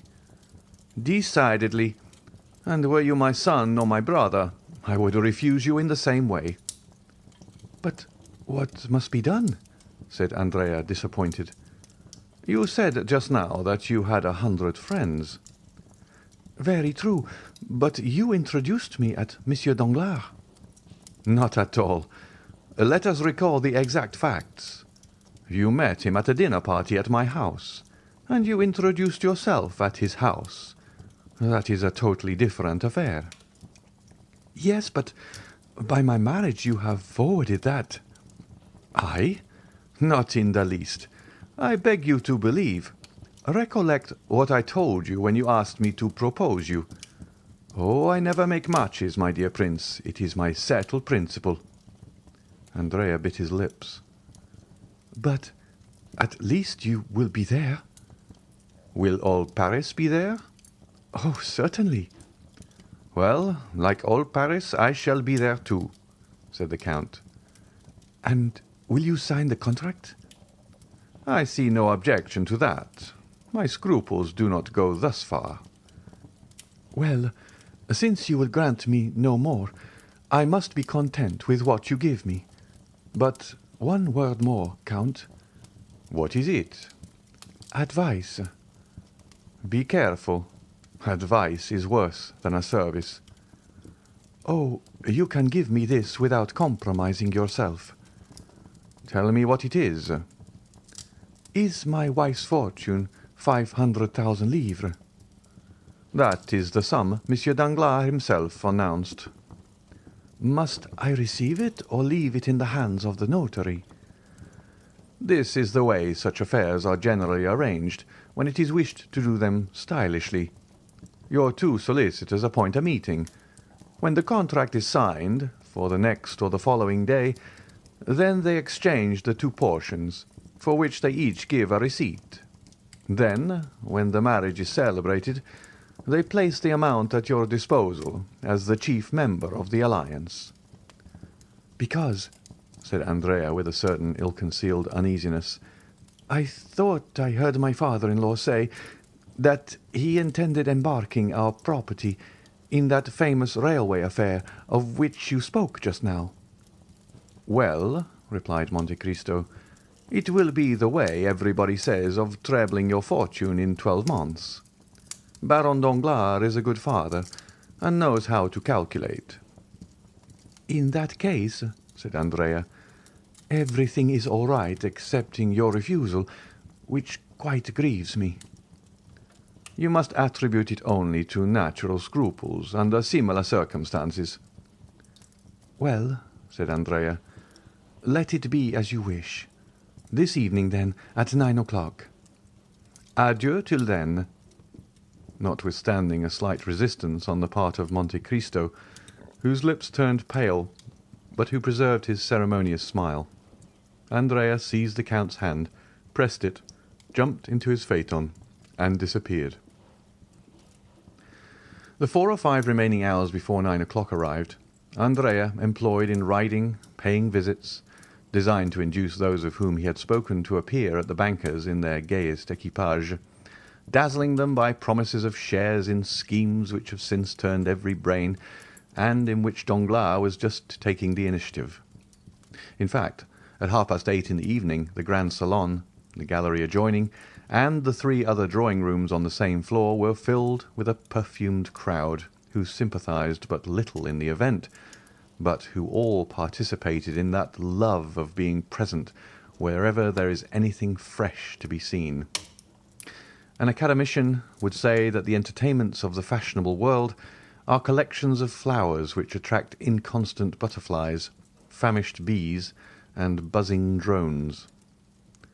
No one could deny that the rooms were splendidly illuminated.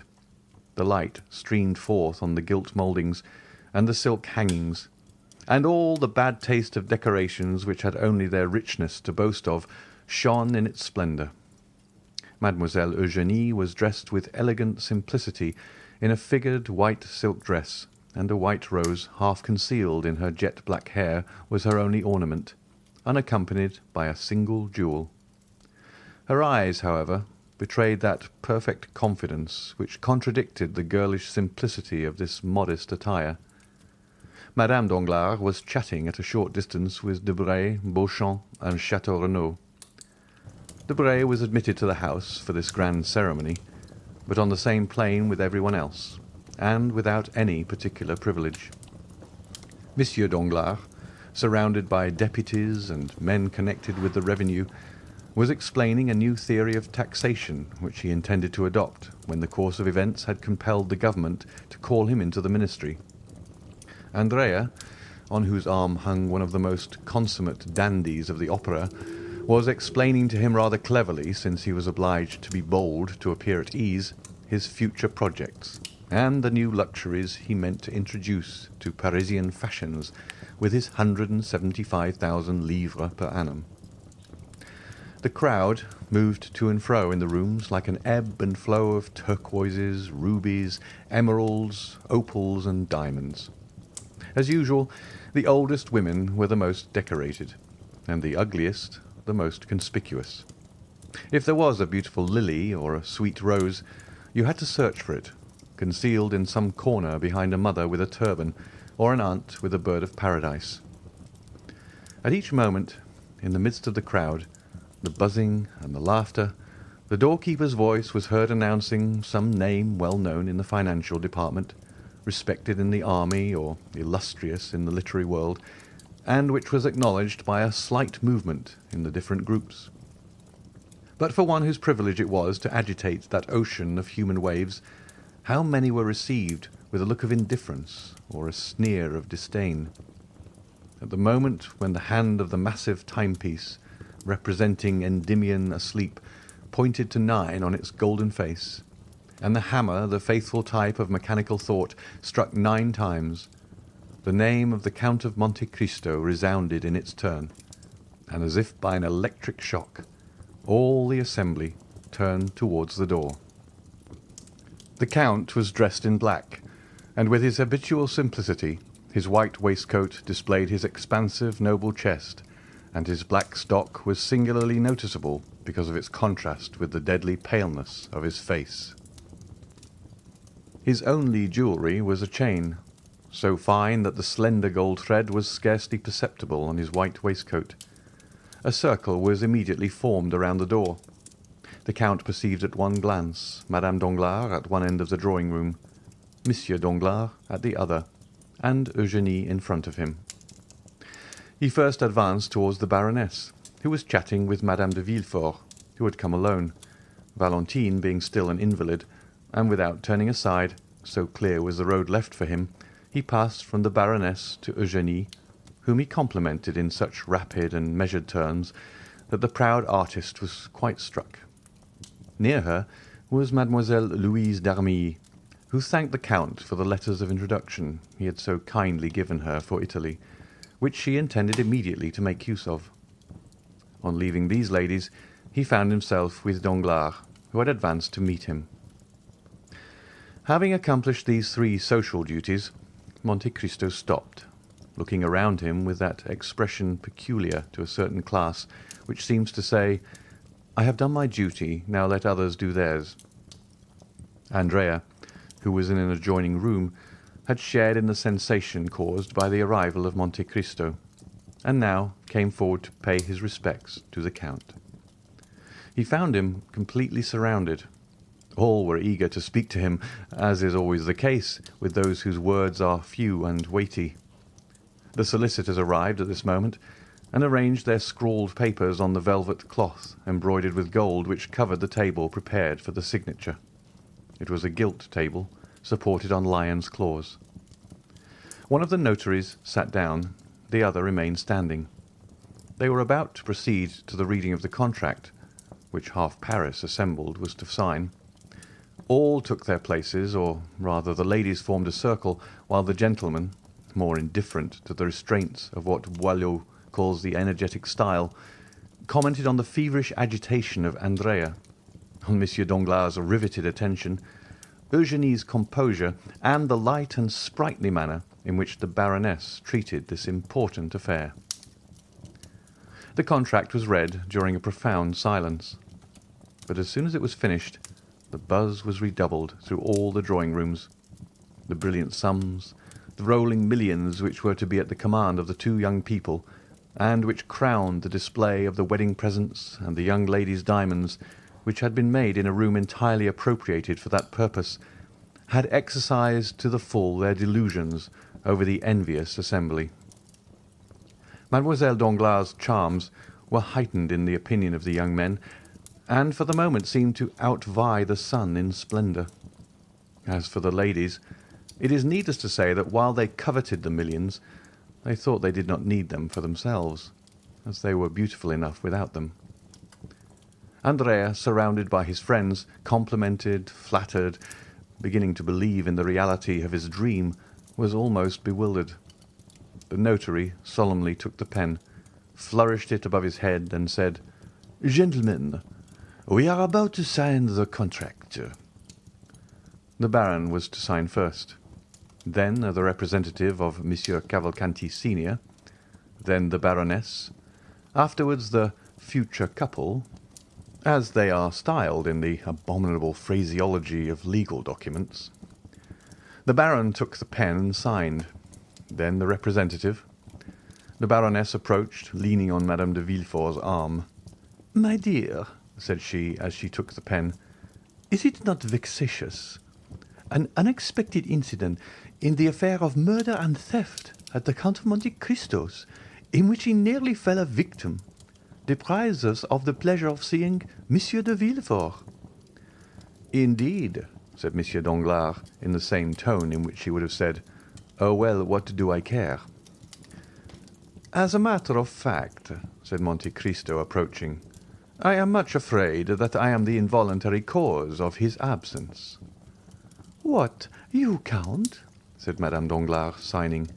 "If you are, take care, for I shall never forgive you." Andrea pricked up his ears. "But it is not my fault, as I shall endeavour to prove." Everyone listened eagerly. Monte Cristo, who so rarely opened his lips, was about to speak.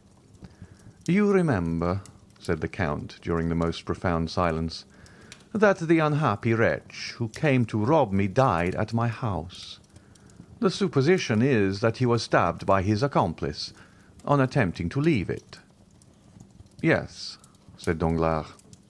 "In order that his wounds might be examined, he was undressed, and his clothes were thrown into a corner, where the police picked them up, with the exception of the waistcoat, which they overlooked."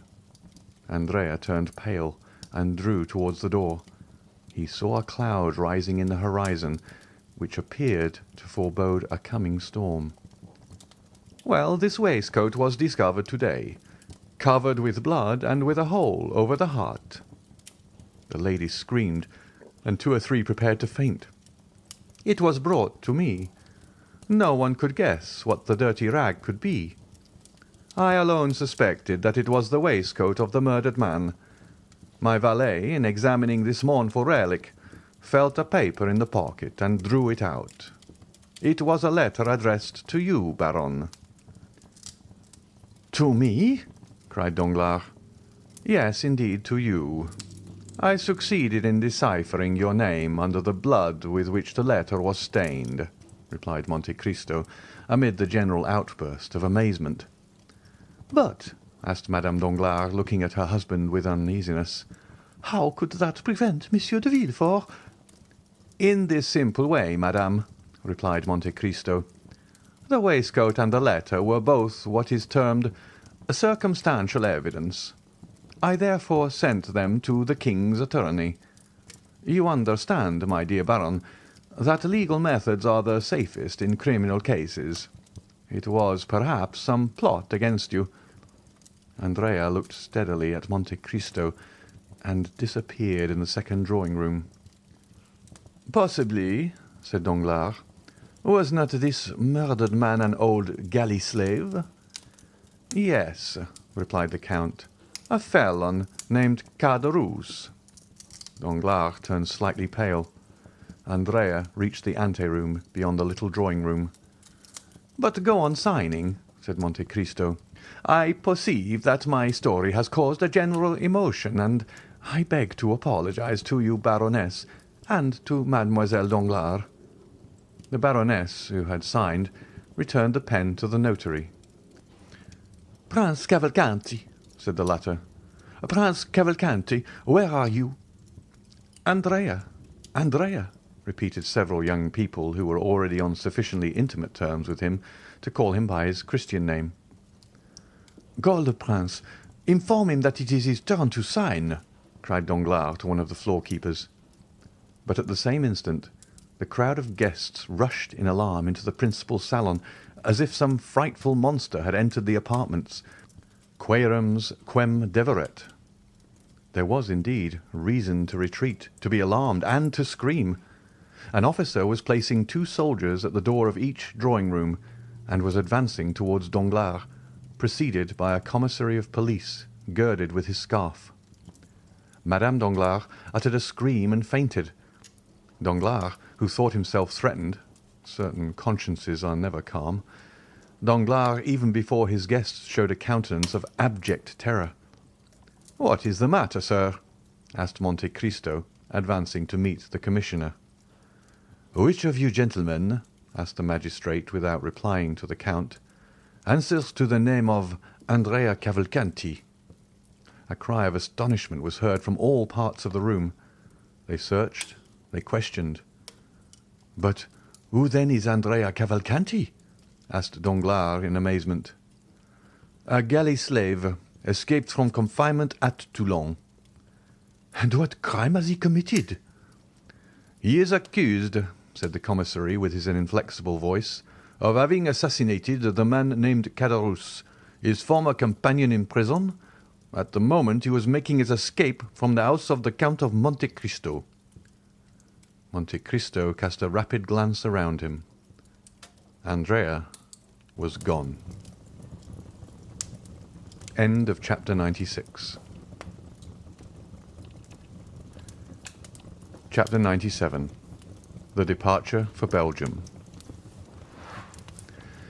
A few minutes after the scene of confusion produced in the salons of Monsieur Danglars by the unexpected appearance of the brigade of soldiers, and by the disclosure which had followed, the mansion was deserted with as much rapidity as if a case of plague or of cholera morbus had broken out among the guests.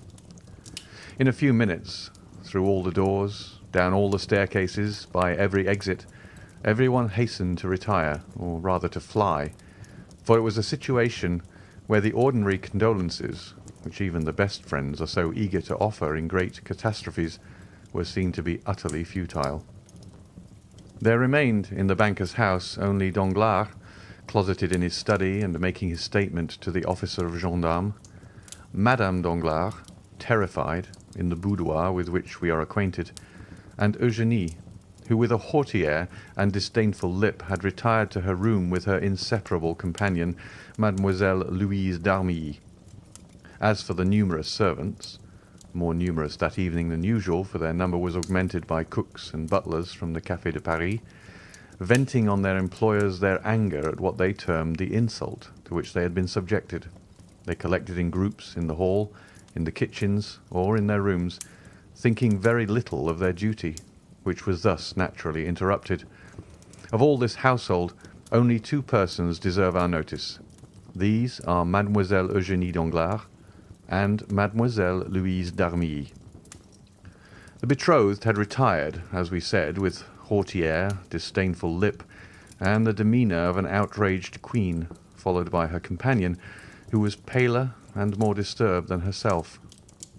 On reaching her room, Eugénie locked her door, while Louise fell on a chair. "Ah, what a dreadful thing!" said the young musician. "Who would have suspected it? Monsieur Andrea Cavalcanti, a murderer, a galley slave escaped, a convict!" An ironical smile curled the lip of Eugénie. "In truth, I was fated," said she. "I escaped the Morcerf only to fall into the Cavalcanti." "Oh, do not confound the two, Eugénie. Hold your tongue. The men are all infamous, and I am happy to be able now to do more than detest them. I despise them." "What shall we do?" asked Louise. "What shall we do?" "Yes." "Why, the same we had intended doing 3 days since. Set off." "What? Although you are not now going to be married, you intend still—" "Listen, Louise. I hate this life of the fashionable world, always ordered, measured, ruled like our music paper. What I have always wished for, desired and coveted, is the life of an artist, free and independent, relying only on my own resources and accountable only to myself. Remain here? What for? That they may try a month hence to marry me again? And to whom? Monsieur Debray, perhaps, as it was once proposed. No, Louise, no. This evening's adventure will serve for my excuse. I did not seek one. I did not ask for one. God sends me this, and I hail it joyfully." "How strong and courageous you are!" said the fair, frail girl to her brunette companion. "Do you not know me? Come, Louise, let us talk of our affairs.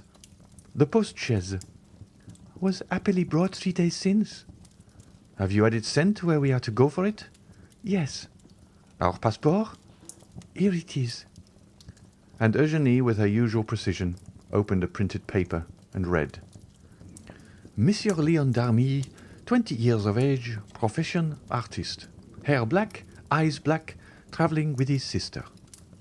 Capital. How did you get this passport? When I went to ask Monsieur de Monte Cristo for letters to the directors of the theatres at Rome and Naples, I expressed my fears of travelling as a woman. He perfectly understood them and undertook to procure for me a man's passport, and 2 days after I received this, to which I had added with my own hand, travelling with his sister. "Well," said Eugénie cheerfully, "we have then only to pack our trunks. We shall start the evening of the signing of the contract, instead of the evening of the wedding. That is all. But consider the matter seriously, Eugénie." "Oh, I am done with considering. I am tired of hearing only of market reports, of the end of the month, of the rise and fall of Spanish funds, of Haitian bonds. Instead of that, Louise, do you understand? Air, liberty, melody of birds, plains of Lombardy, Venetian canals, Roman palaces, the Bay of Naples. How much have we, Louise?" The young girl to whom this question was addressed drew from an inlaid secretary a small portfolio with a lock, in which she counted 23 banknotes. 23,000 francs, said she. "And as much at least in pearls, diamonds, and jewels," said Eugénie. "We are rich. With 45,000 francs, we can live like princesses for 2 years, and comfortably for 4. But before 6 months, you with your music, and I with my voice, we shall double our capital. Come, you shall take charge of the money, I of the jewel box, so that if one of us has the misfortune to lose her treasure, the other will still have hers left. Now, the portmanteau. Let us make haste. The portmanteau." "Stop," said Louise, going to listen at Madame Danglars' door. "What do you fear?" "That we may be discovered." "The door is locked." "They may tell us to open it." "They may if they like, but we will not." "You are a perfect Amazon, Eugénie." And the 2 young girls began to heap into a trunk all the things they thought they should require. "There now," said Eugénie. "While I change my costume, do you lock the portmanteau." Louise pressed with all the strength of her little hands on the top of the portmanteau. "But I cannot," said she. "I am not strong enough. Do you shut it?" "Ah, you do well to ask," said Eugénie, laughing. "I forgot that I was Hercule, and you only the pale Omphale." And the young girl, kneeling on the top, pressed the 2 parts of the portmanteau together, and Mademoiselle d'Armilly passed the bolt of the padlock through. When this was done, Eugénie opened a drawer of which she kept the key, and took from it a wadded violet silk travelling cloak. "Here," said she, "you see I have thought of everything. With this cloak you will not be cold." "But you?" "Oh, I am never cold, you know. Besides, with these men's clothes—" "Will you dress here?" "Certainly." "Shall you have time?" "Do not be uneasy, you little coward. All our servants are busy, discussing the grand affair. Besides, what is there astonishing when you think of the grief I ought to be in, that I shut myself up? Tell me." "No, truly, you comfort me." "Come and help me." From the same drawer she took a man's complete costume, from the boots to the coat, and a provision of linen, where there was nothing superfluous but every requisite. Then, with a promptitude which indicated that this was not the first time she had amused herself by adopting the garb of the opposite sex, Eugénie drew on the boots and pantaloons, tied her cravat, buttoned her waistcoat up to the throat, and put on a coat which admirably fitted her beautiful figure.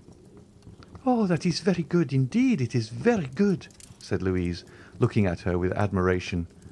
"But that beautiful black hair, those magnificent braids, which made all the ladies sigh with envy, will they go under a man's hat like the one I see down there?" You shall see, said Eugenie, and with her left hand seizing the thick mass which her long fingers could scarcely grasp, she took in her right hand a pair of long scissors, and soon the steel met through the rich and splendid hair, which fell in a cluster at her feet as she leaned back to keep it from her coat. Then she grasped the front hair, which she also cut off, without expressing the least regret. On the contrary, her eyes sparkled with greater pleasure than usual under her ebony eyebrows. "Oh, the magnificent hair!" said Louise with regret. "And am I not 100 times better thus?" cried Eugenie, smoothing the scattered curls of her hair, which had now quite a masculine appearance. "And do you not think me handsomer so?" "Oh, you are beautiful, always beautiful," cried Louise. "Now, where are you going?" "To Brussels. If you like, it is the nearest frontier. We can go to Brussels, Liège, Aix-la-Chapelle, then up the Rhine to Strasbourg. We will cross Switzerland and go down into Italy by the Saint-Gothard. Will that do?" "Yes." "What are you looking at?" "I am looking at you. Indeed, you are adorable like that. One would say you were carrying me off." "And they would be right, pardieu." "Oh, I think you swore, Eugenie."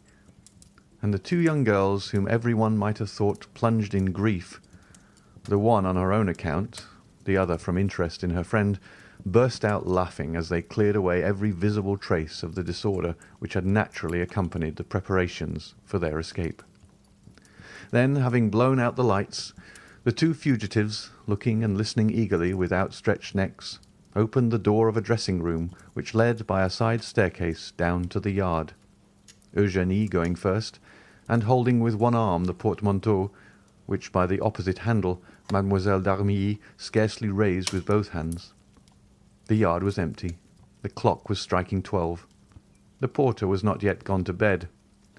Eugenie approached softly, and saw the old man sleeping soundly in an armchair in his lodge. She returned to Louise, took up the portmanteau, which she had placed for a moment on the ground, and they reached the archway under the shadow of the wall. Eugenie concealed Louise in an angle of the gateway, so that if the porter chanced to awake, he might see but one person. Then, placing herself in the full light of the lamp which lit the yard, "Gate!" cried she with her finest contralto voice, and rapping at the window. The porter got up as Eugenie expected, and even advanced some steps to recognize the person who was going out. But seeing a young man striking his boot impatiently with his riding-whip, he opened it immediately. Louise slid through the half-open gate like a snake, and bounded lightly forward. Eugenie, apparently calm, although in all probability her heart beat somewhat faster than usual, went out in her turn. A porter was passing, and they gave him the portmanteau. Then the two young girls, having told him to take it to number 36 Rue de la Victoire, walked behind this man, whose presence comforted Louise. As for Eugenie, she was as strong as a Judith or a Delilah. They arrived at the appointed spot. Eugenie ordered the porter to put down the portmanteau, gave him some pieces of money, and, having rapped at the shutter, sent him away. The shutter where Eugenie had rapped was that of a little laundress who had been previously warned and was not yet gone to bed. She opened the door. "Mademoiselle," said Eugenie, "let the porter get the post-chaise from the coach-house and fetch some post-horses from the hotel. Here are 5 francs for his trouble." "Indeed," said Louise, "I admire you, and I could almost say respect you." The laundress looked on in astonishment, but as she had been promised 20 louis, she made no remark. In a quarter of an hour the porter returned with a post-boy and horses, which were harnessed and put in the post-chaise in a minute, while the porter fastened the portmanteau on with the assistance of a cord and a strap. "Here is the passport," said the postilion. "Which way are we going, young gentlemen?" "To Fontainebleau," replied Eugenie with an almost masculine voice. "What do you say?" asked Louise. "I am giving them the slip," said Eugenie. "This woman to whom we have given 20 louis may betray us for 40. We will soon alter our direction." and the young girl jumped into the britska, which was admirably arranged for sleeping in, without scarcely touching the step. "You are always right," said the music teacher, seating herself by the side of her friend. A quarter of an hour afterwards, the postilion, having been put in the right road, passed with a crack of his whip through the gateway of the Barrière Saint-Martin. "Ah," said Louise, breathing freely. "here we are out of Paris." "Yes, my dear, the abduction is an accomplished fact," replied Eugénie. "Yes, and without violence," said Louise. "I shall bring that forward as an extenuating circumstance," replied Eugénie. These words were lost in the noise which the carriage made in rolling over the pavement of La Villette. Monsieur Danglars no longer had a daughter. End of chapter 97. Chapter 98. The Bell and Bottle Tavern. And now, let us leave Mademoiselle Danglars and her friend pursuing their way to Brussels, and return to poor Andrea Cavalcanti, so inopportunely interrupted in his rise to fortune. Notwithstanding his youth, Master Andrea was a very skilful and intelligent boy. We have seen that on the first rumour which reached the salon, he had gradually approached the door, and, crossing 2 or 3 rooms, at last disappeared. But we have forgotten to mention one circumstance, which nevertheless ought not to be omitted. In one of the rooms he crossed, the trousseau of the bride-elect was on exhibition. There were caskets of diamonds, cashmere shawls, Valenciennes lace, English veilings, and in fact all the tempting things, the bare mention of which makes the hearts of young girls bound with joy, and which is called the corbeille. Now, in passing through this room, Andrea proved himself not only to be clever and intelligent, but also provident, for he helped himself to the most valuable of the ornaments before him.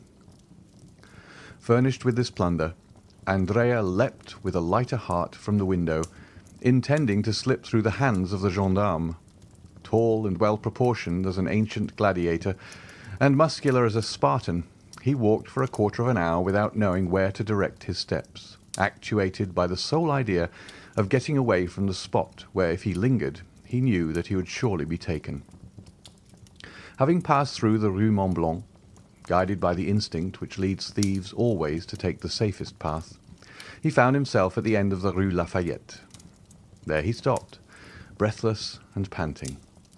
He was quite alone. On one side was the vast wilderness of the Saint-Lazare.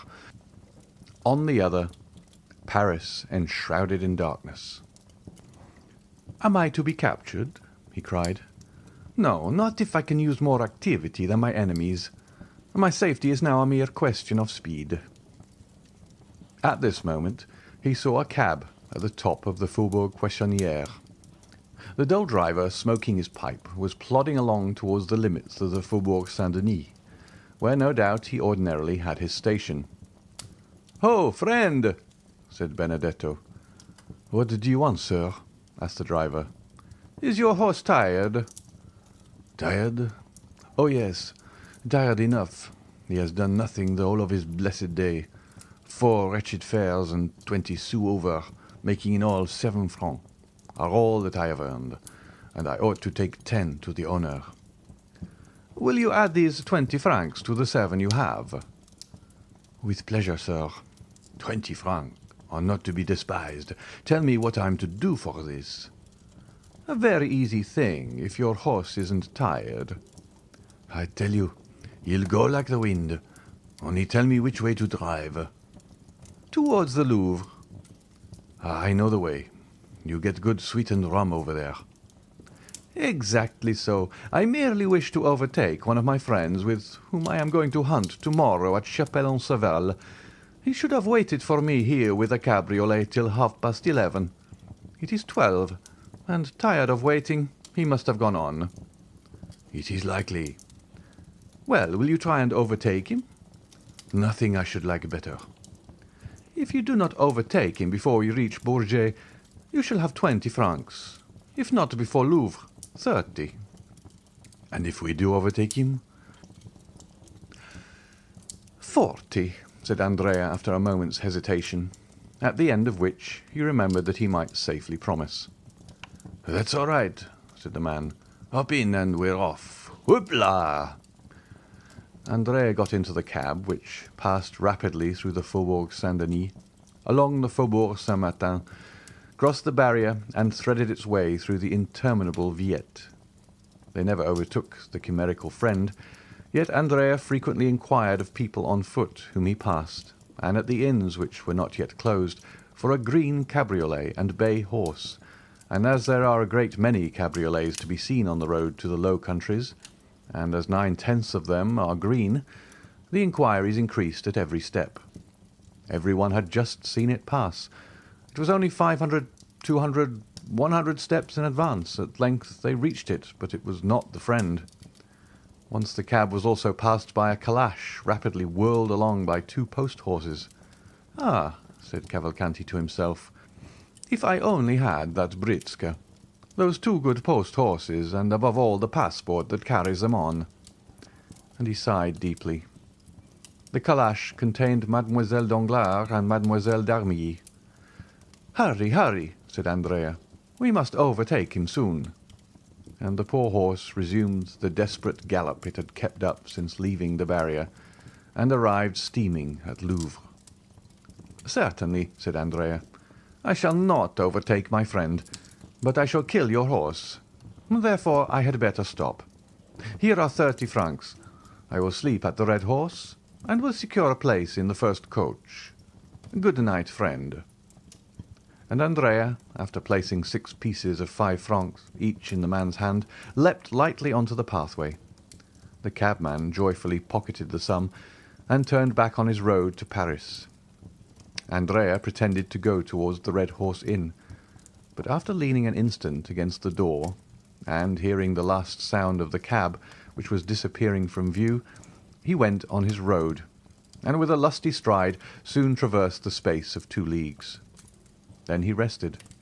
He must be near Chapelle-en-Serval, where he pretended to be going. It was not fatigue that stayed Andrea there. It was that he might form some resolution, adopt some plan. It would be impossible to make use of a diligence, equally so to engage post-horses. To travel either way a passport was necessary. It was still more impossible to remain in the department of the Oise, one of the most open and strictly guarded in France. This was quite out of the question, especially to a man like Andrea, perfectly conversant with criminal matters. He sat down by the side of the moat, buried his face in his hands, and reflected. 10 minutes after he raised his head, his resolution was made. He threw some dust over the top-coat, which he had found time to unhook from the antechamber, and button over his ball costume, and going to Chapelle-en-Serval, he knocked loudly at the door of the only inn in the place. The host opened. "My friend," said Andrea, "I was coming from Montfontaine to Senlis, when my horse, which is a troublesome creature, stumbled and threw me. I must reach Compiègne tonight, or I shall cause deep anxiety to my family. Could you let me hire a horse of you?" An innkeeper has always a horse to let, whether it be good or bad. The host called the stable-boy and ordered him to saddle Whitey. Then he awoke his son, a child of 7 years, whom he ordered to ride before the gentleman and bring back the horse. Andrea gave the innkeeper 20 francs, and in taking them from his pocket dropped a visiting card. This belonged to one of his friends at the Café de Paris, so that the innkeeper, picking it up after Andrea had left, was convinced that he had let his horse to the Count of Monte 25 Rue Saint-Dominique, that being the name and address on the card. Whitey was not a fast animal, but he kept up an easy, steady pace. In 3 hours and a half, Andrea had traversed the 9 leagues which separated him from Compiègne, and 4 o'clock struck as he reached the place where the coaches stop. There's an excellent tavern at Compiègne, well remembered by those who have ever been there. Andrea, who had often stayed there in his rides about Paris, recollected the Bell and Bottle Inn. He turned around, saw the sign by the light of a reflected lamp, and having dismissed the child, giving him all the small coin he had about him, he began knocking at the door. very reasonably concluding that having now 3 or 4 hours before him, he had best fortify himself against the fatigues of the morrow by a sound sleep and a good supper. A waiter opened the door. "My friend," said Andrea, "I have been dining at Saint-Jean-au-Bois, and expected to catch the coach which passes by at midnight. But like a fool, I have lost my way and have been walking for the last 4 hours in the forest. Show me into one of those pretty little rooms which overlook the court, and bring me a cold fowl and a bottle of Bordeaux." The waiter had no suspicions. Andrea spoke with perfect composure. He had a cigar in his mouth and his hands in the pocket of his topcoat. His clothes were fashionably made, his chin smooth, his boots irreproachable. He looked merely as if he had stayed out very late, that was all. While the waiter was preparing his room, the hostess arose. Andrea assumed his most charming smile, and asked if he could have number 3, which he had occupied on his last stay at Compiègne. Unfortunately, number 3 was engaged by a young man who was travelling with his sister. Andrea appeared in despair, but consoled himself when the hostess assured him that number 7, prepared for him, was situated precisely the same as number 3, and while warming his feet and chatting about the last races at Chantilly, he waited until they announced his room to be ready. Andrea had not spoken without cause of the pretty rooms looking out upon the court of the Belle Taverne, which, with its triple galleries like those of a theatre, with the jessamine and clematis twining round the light columns, forms one of the prettiest entrances to an inn that you can imagine. The fowl was tender, the wine old, the fire clear and sparkling, and Andrea was surprised to find himself eating with as good an appetite as though nothing had happened. Then he went to bed, and almost immediately fell into that deep sleep which is sure to visit men of 20 years of age, even when they are torn with remorse. Now, here we are obliged to own that Andrea ought to have felt remorse, but that he did not. This was the plan which had appealed to him to afford the best chance of his security.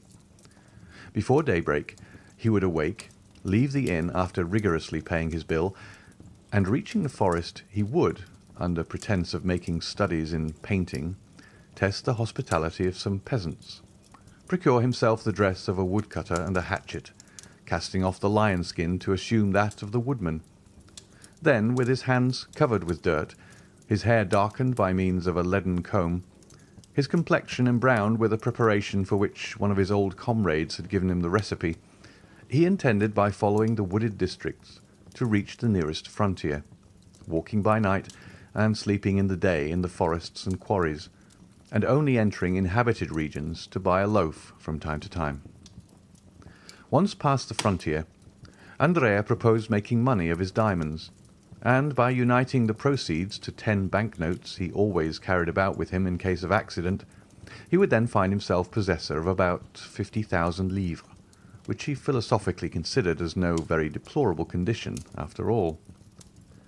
Moreover, he reckoned much on the interest of the Danglars to hush up the rumour of their own misadventures.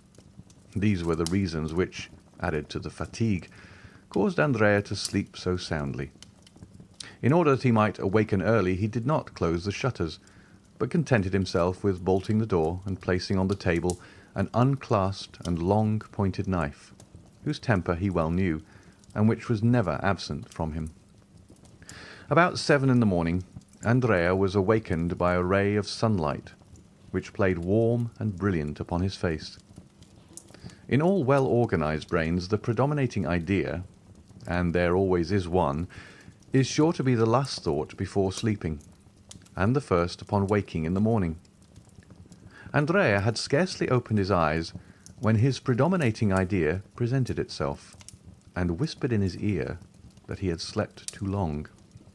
He jumped out of bed and ran to the window. A gendarme was crossing the court.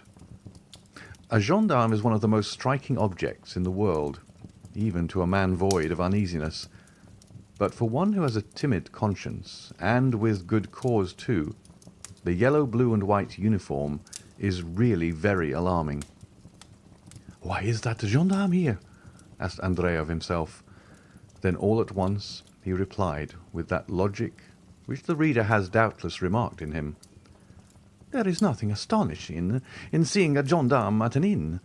Instead of being astonished, let me dress myself." And the youth dressed himself with a facility his valet de chambre had failed to rob him of during the 2 months of fashionable life he had led in Paris.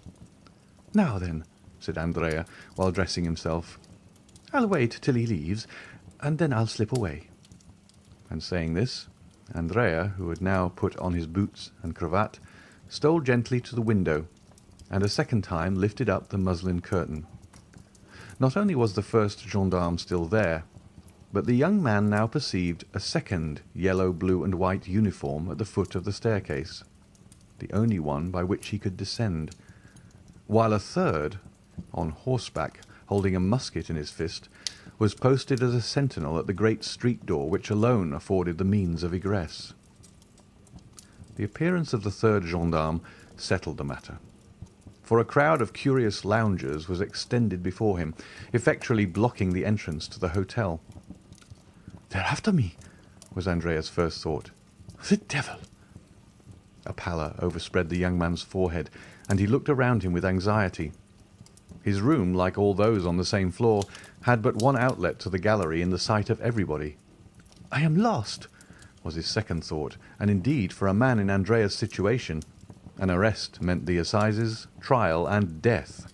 Death without mercy or delay. For a moment he convulsively pressed his head within his hands, and during that brief period he became nearly mad with terror.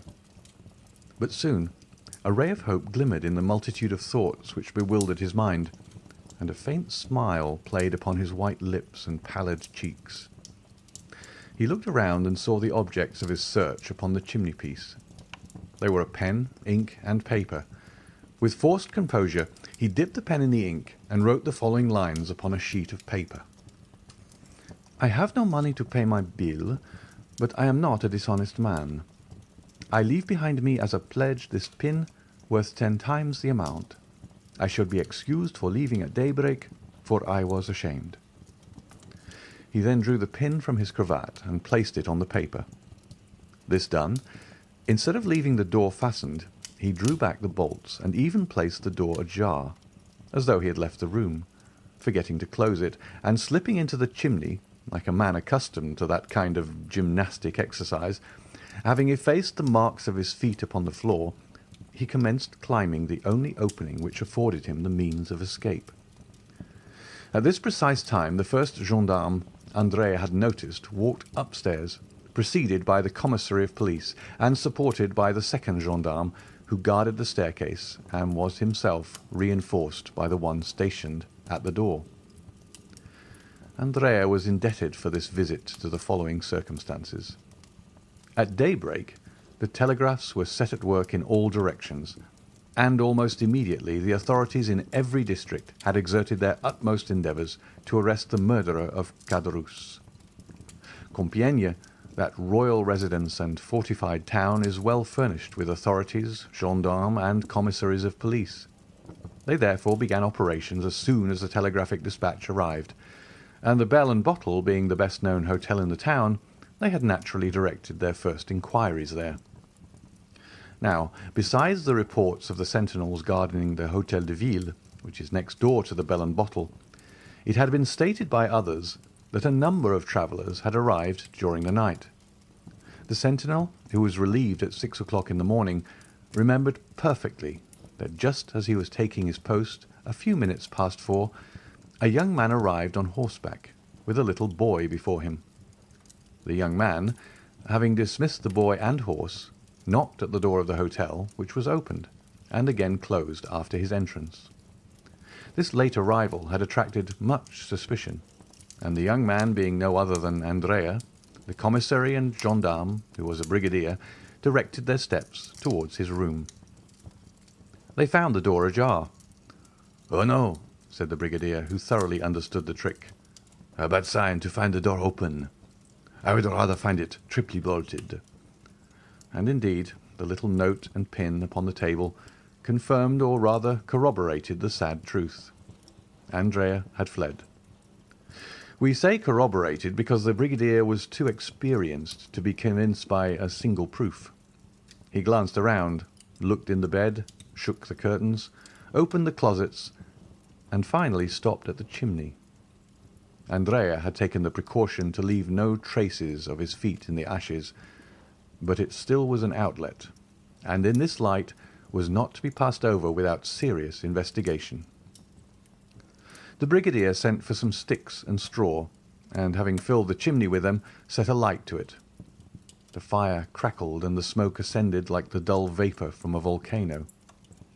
But still no prisoner fell down, as they expected.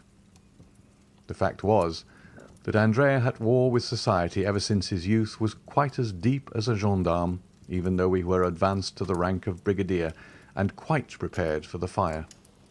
He'd climbed out on the roof and was crouching down against the chimney-pots. At one time he thought he was saved, for he heard the brigadier exclaim in a loud voice to the two gendarmes, "He is not here!" But venturing to peep, he perceived that the latter, instead of retiring, as might have been reasonably expected upon this announcement, were watching with increased attention. It was now his turn to look about him. The Hôtel de Ville, a massive 16th-century building, was on his right.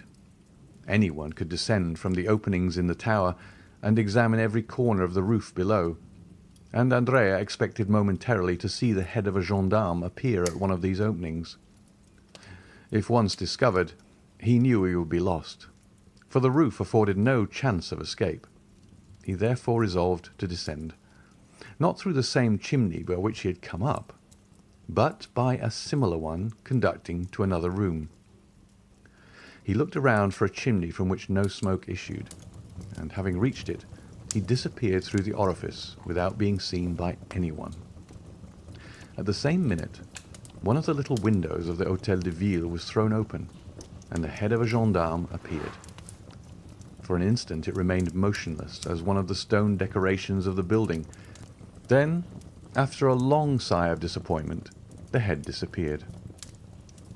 The brigadier, calm and dignified as the law he represented, passed through the crowd, without answering the 1,000 questions addressed to him, and re-entered the hotel. "Well?" asked the two gendarmes.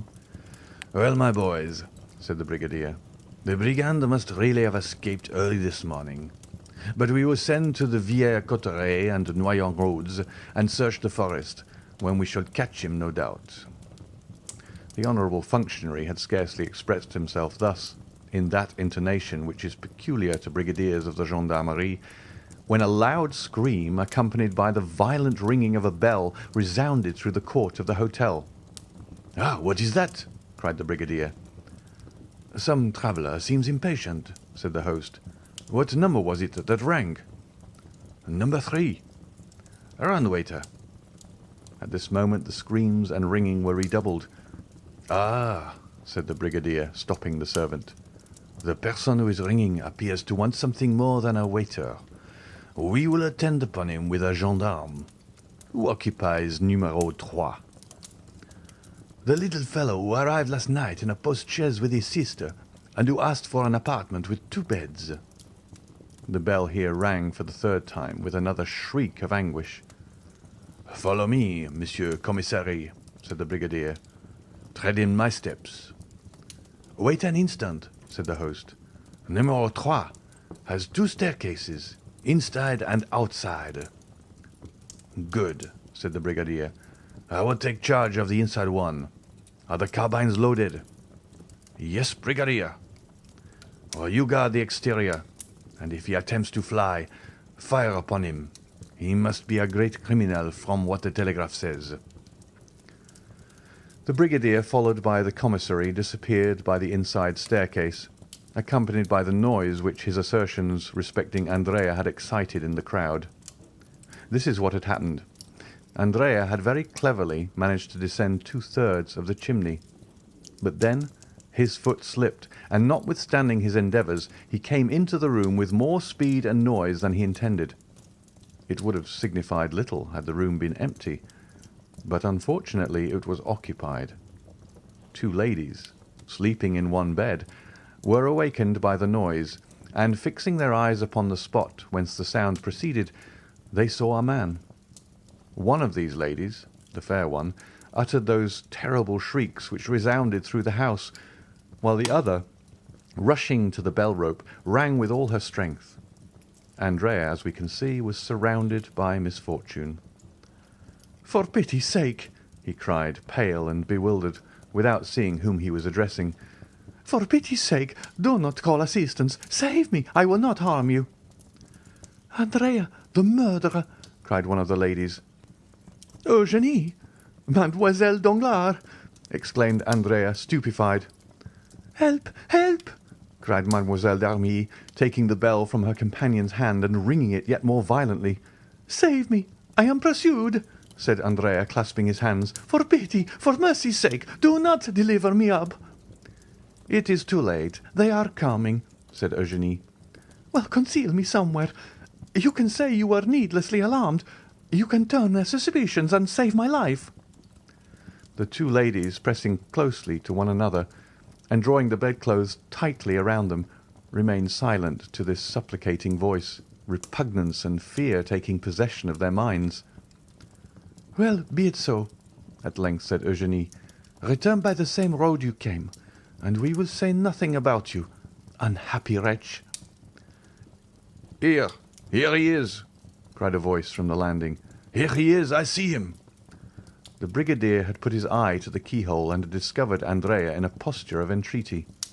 A violent blow from the butt end of the musket burst open the lock. Two more forced out the bolts, and the broken door fell in. Andrea ran to the other door, leading to the gallery, ready to rush out, but he was stopped short, and he stood with his body a little thrown back, pale and with the useless knife in his clinched hand. "Fly, then!" cried Mademoiselle d'Armilly, whose pity returned as her fears diminished. "Fly!" "Or kill yourself," said Eugénie in a tone which a vestal in the amphitheatre would have used when urging the victorious gladiator to finish his vanquished adversary. Andrea shuddered and looked on the young girl with an expression which proved how little he understood such ferocious honour.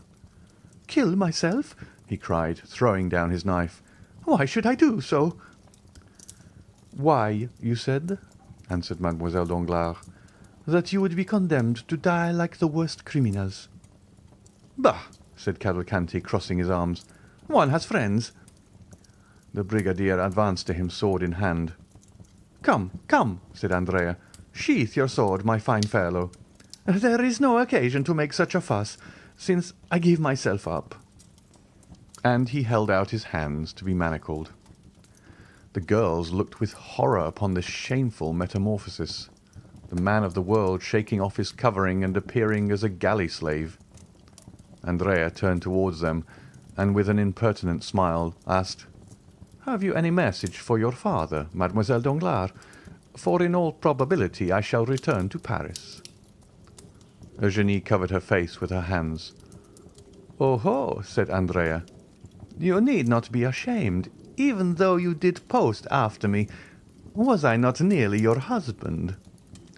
And with this raillery, Andrea went out, leaving the two girls a prey to their own feelings of shame and to the comments of the crowd. An hour after, they stepped into their calash, both dressed in feminine attire.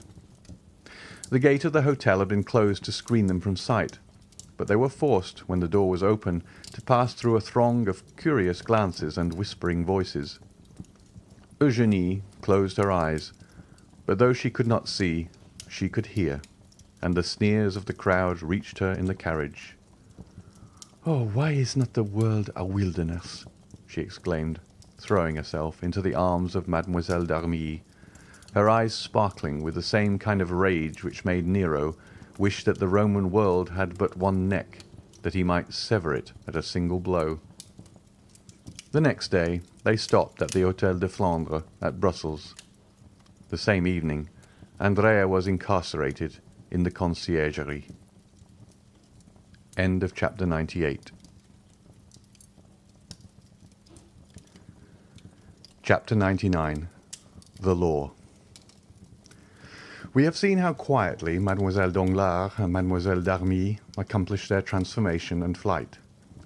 the fact being that everyone was too much occupied in his or her own affairs to think of theirs. We will leave the banker contemplating the enormous magnitude of his debt before the phantom of bankruptcy, and follow the Baroness, who, after being momentarily crushed under the weight of the blow which had struck her, had gone to seek her usual adviser, Lucien Debray.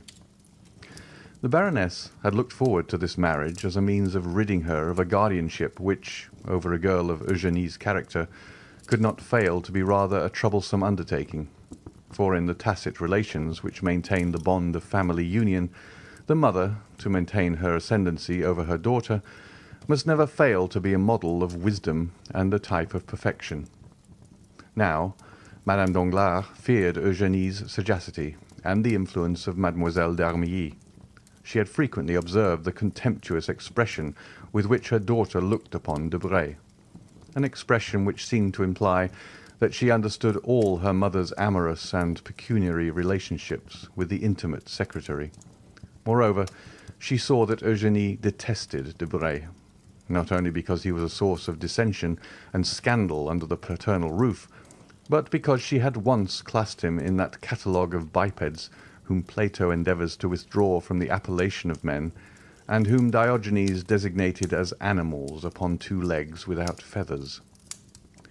Unfortunately, in this world of ours, each person views things through a certain medium, and so is prevented from seeing in the same light as others, and Madame Danglars therefore very much regretted that the marriage of Eugenie had not taken place, not only because the match was good and likely to ensure the happiness of her child, but because it would also set her at liberty. She ran, therefore, to Debray, who, after having, like the rest of Paris, witnessed the contract scene and the scandal attending it, had retired in haste to his club, where he was chatting with some friends upon the events which served as a subject of conversation for 3/4 of that city known as the capital of the world. At the precise time when Madame Danglars, dressed in black and concealed in a long veil, was ascending the stairs leading to Debray's apartments, notwithstanding the assurances of the concierge that the young man was not at home, Debray was occupied in repelling the insinuations of a friend, who tried to persuade him that after the terrible scene which had just taken place, he ought, as a friend of the family, to marry Mademoiselle Danglars and her 2 millions. Debray did not defend himself very warmly, for the idea had sometimes crossed his mind. Still, when he recollected the independent, proud spirit of Eugenie, he positively rejected it as utterly impossible, though the same thought again continually recurred and found a resting place in his heart.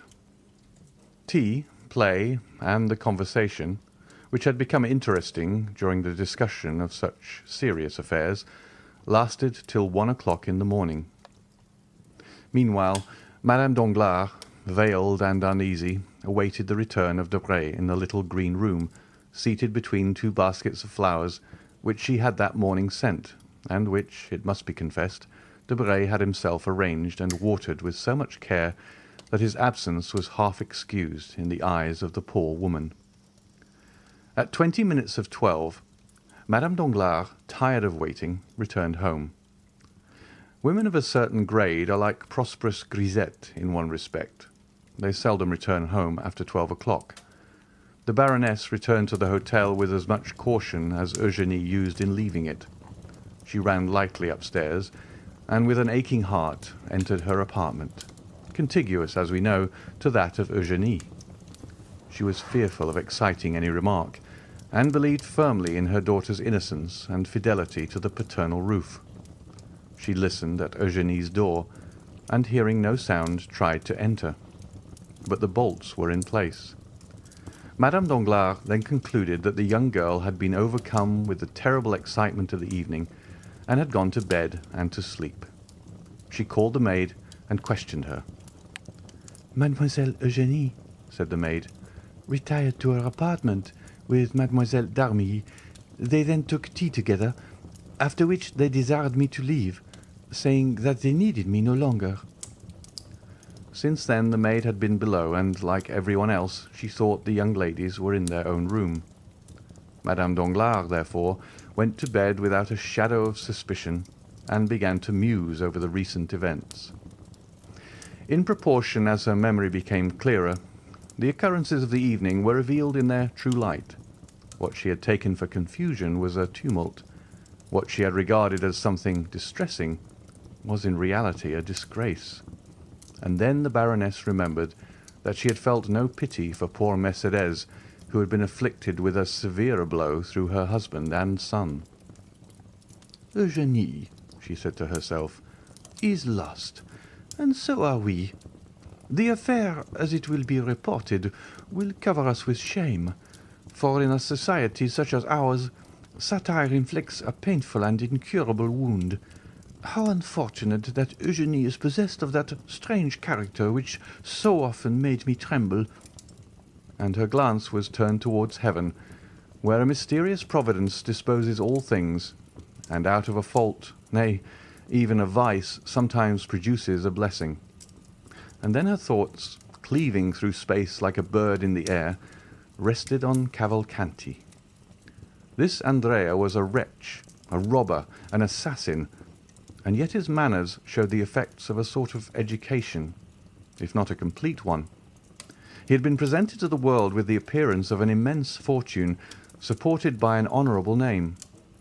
How could she extricate herself from this labyrinth? To whom would she apply to help her out of this painful situation? Debray, to whom she had run, with the first instinct of a woman, towards the man she loves, and who yet betrays her. Debray could but give her advice. She must apply to someone more powerful than he. The Baroness then thought of Monsieur de Villefort. It was Monsieur de Villefort who had remorselessly brought misfortune into her family, as though they had been strangers. But no. On reflection, the procureur was not a merciless man, and it was not the magistrate, slave to his duties, but the friend, the loyal friend who roughly but firmly cut into the very core of the corruption. It was not the executioner, but the surgeon who wished to withdraw the honour of Danglars from ignominious association with the disgraced young man they had presented to the world as their son-in-law. And since Villefort, the friend of Danglars, had acted in this way, no one could suppose that he had been previously acquainted with or had lent himself to any of Andrea's intrigues. Villefort's conduct, therefore, upon reflection, appeared to the Baroness as if shaped for their mutual advantage. But the inflexibility of the procureur should stop there. She would see him the next day, and if she could not make him fail in his duties as a magistrate, she would at least obtain all the indulgence he could allow. She would invoke the past, recall old recollections.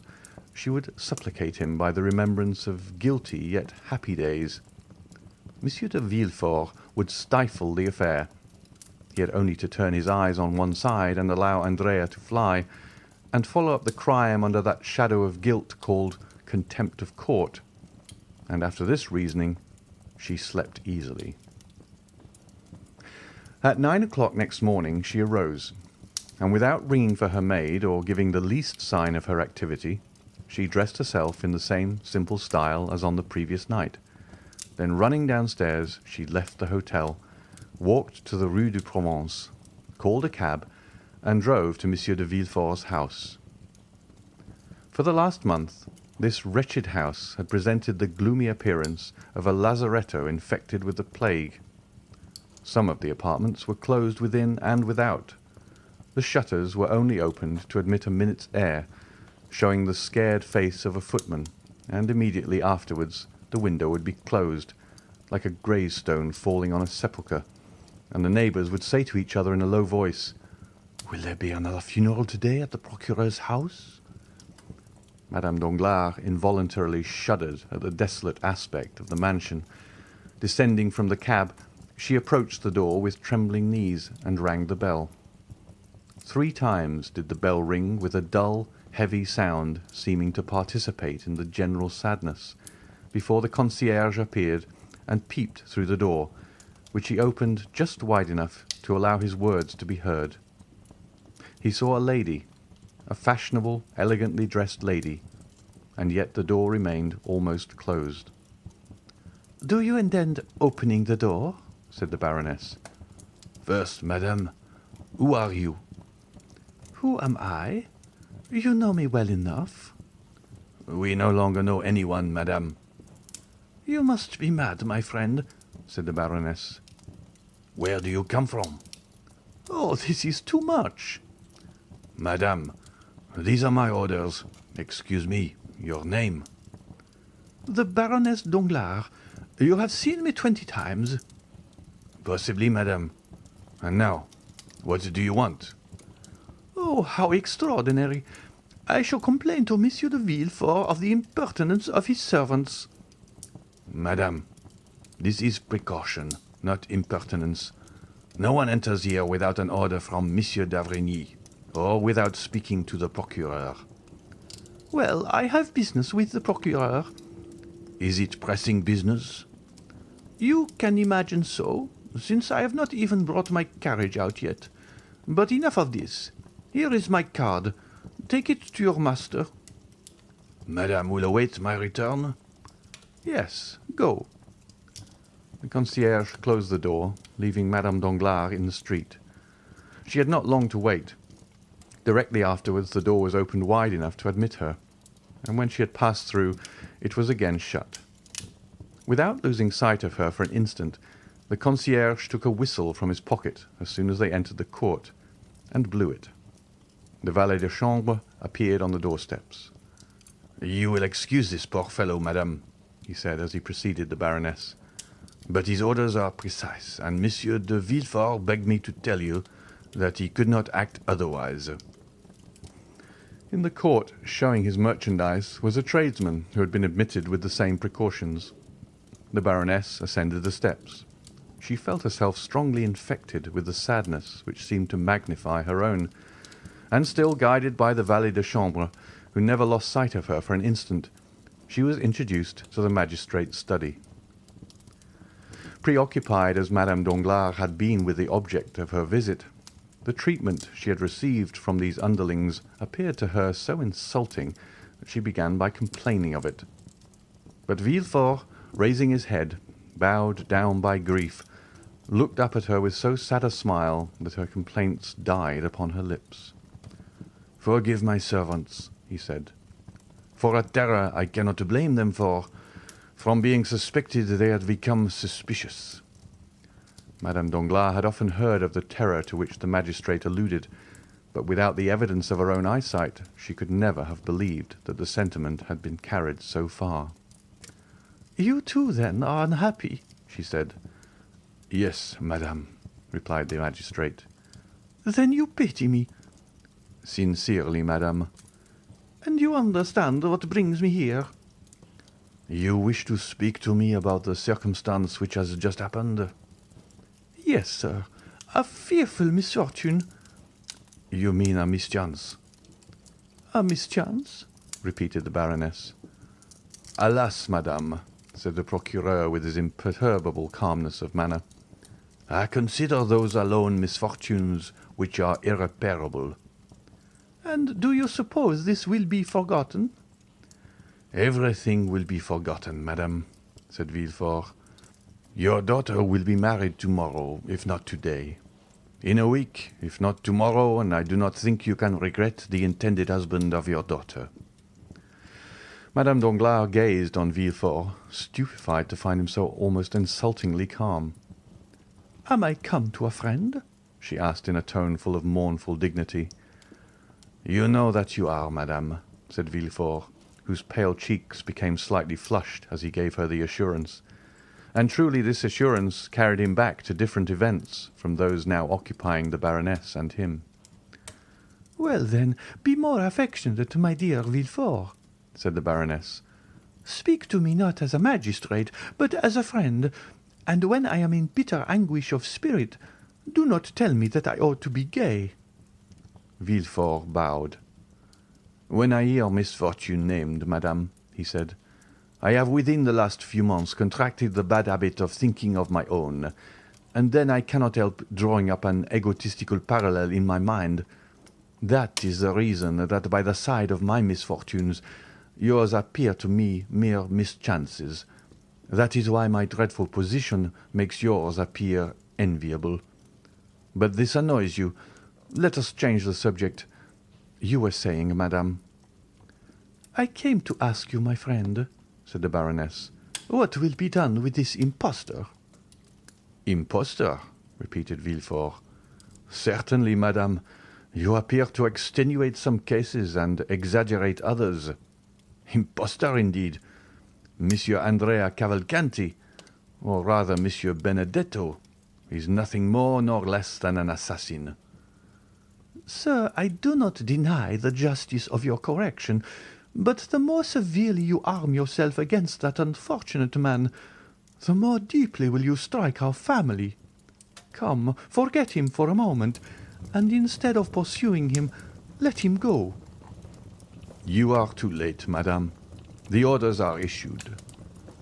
"Well, should he be arrested, do they think they will arrest him?" "I hope so." "If they should arrest him, I know that sometimes prisoners afford means of escape. Will you leave him in prison?" The procureur shook his head. "At least keep him there till my daughter be married." "Impossible, madame. Justice has its formalities." "What, even for me?" said the Baroness, half jesting, half in earnest. "For all, even for myself among the rest," replied Villefort. "Ah!" exclaimed the Baroness, without expressing the ideas which the exclamation betrayed.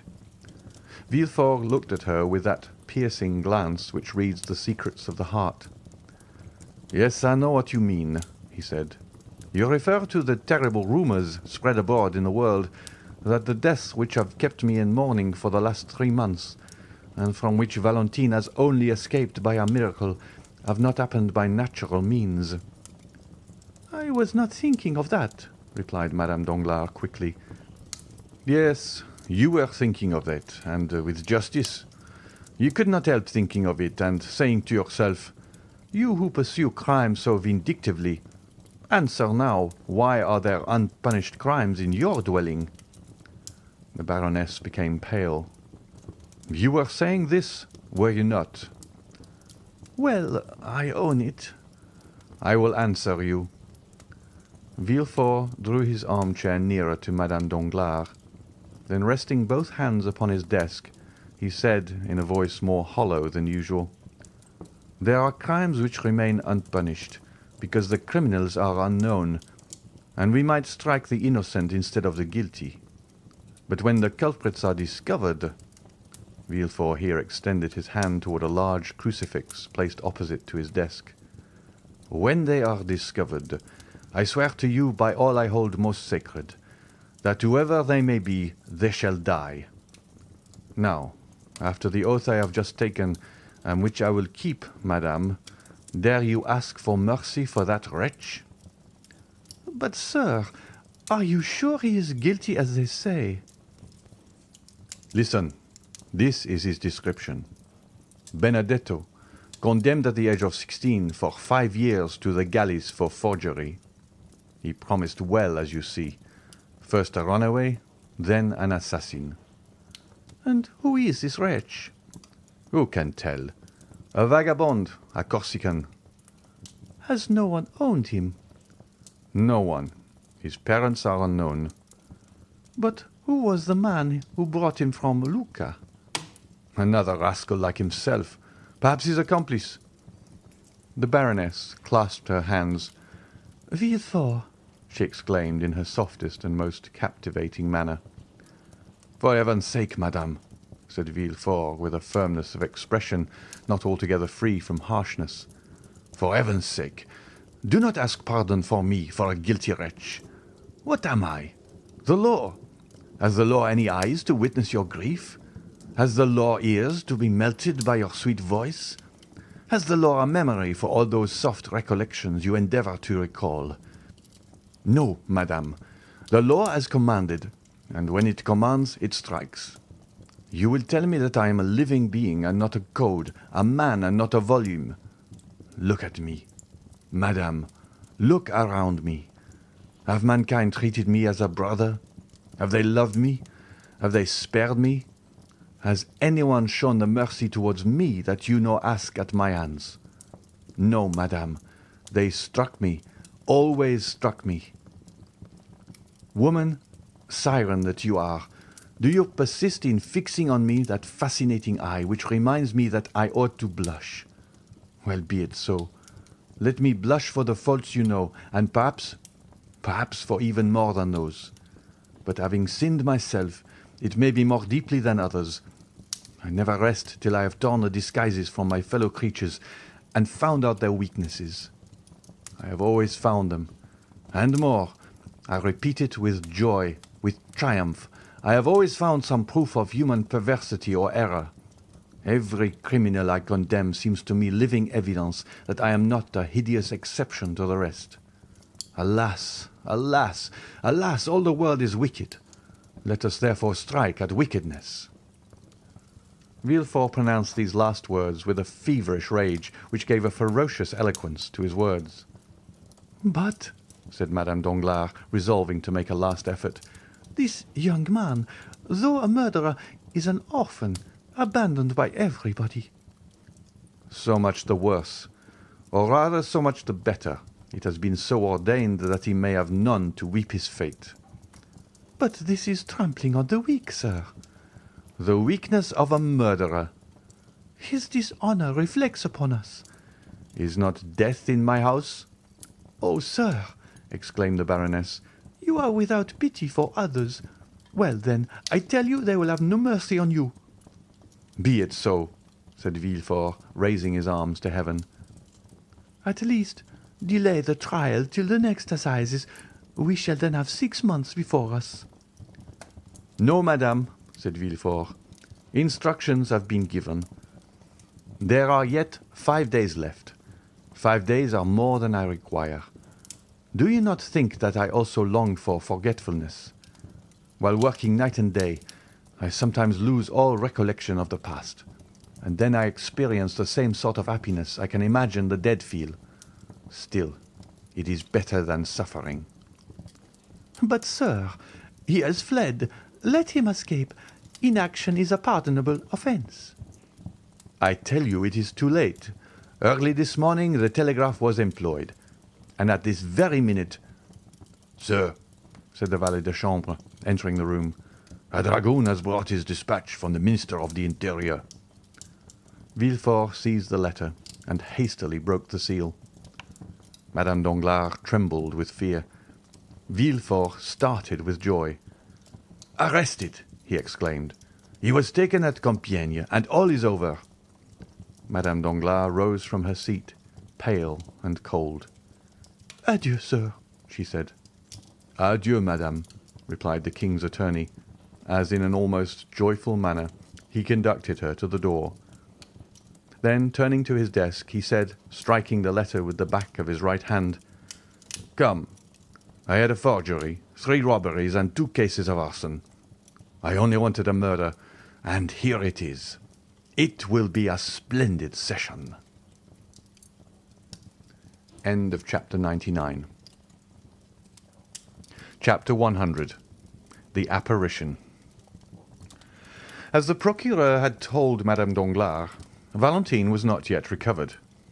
Bowed down with fatigue, she was indeed confined to her bed, and it was in her own room and from the lips of Madame de Villefort that she heard all the strange events we have related. We mean the flight of Eugénie and the arrest of Andrea Cavalcanti, or rather Benedetto, together with the accusation of murder pronounced against him. But Valentine was so weak that this recital scarcely produced the same effect it would have done had she been in her usual state of health. Indeed, her brain was only the seat of vague ideas and confused forms, mingled with strange fancies, alone presented themselves before her eyes. During the daytime, Valentine's perceptions remained tolerably clear, owing to the constant presence of Monsieur Noirtier, who caused himself to be carried to his granddaughter's room and watched her with his paternal tenderness. Villefort also, on his return from the law courts, frequently passed an hour or 2 with his father and child. At 6 o'clock Villefort retired to his study. At 8 Monsieur d'Avrigny himself arrived, bringing the night draught prepared for the young girl, and then Monsieur Noirtier was carried away. A nurse of the doctor's choice succeeded them, and never left till about 10 or 11 o'clock, when Valentine was asleep. As she went downstairs, she gave the keys of Valentine's room to Monsieur de Villefort, so that no one could reach the sick room excepting through that of Madame de Villefort and little Edward. Every morning Morel called on Noirtier to receive news of Valentine, and, extraordinary as it seemed, each day found him less uneasy. Certainly, though Valentine still laboured under dreadful nervous excitement, she was better, and, moreover, Monte Cristo had told him when, half distracted, he had rushed to the Count's house, that if she were not dead in 2 hours, she would be saved. Now 4 days had elapsed, and Valentine still lived. The nervous excitement of which we speak pursued Valentine even in her sleep, or rather in that state of somnolence which succeeded her waking hours. It was then, in the silence of night, in the dim light shed from the alabaster lamp on the chimney-piece, that she saw the shadows pass and repass which hover over the bed of sickness, and fan the fever with their trembling wings. First, she fancied she saw her stepmother threatening her. Then Morel stretched his arms towards her.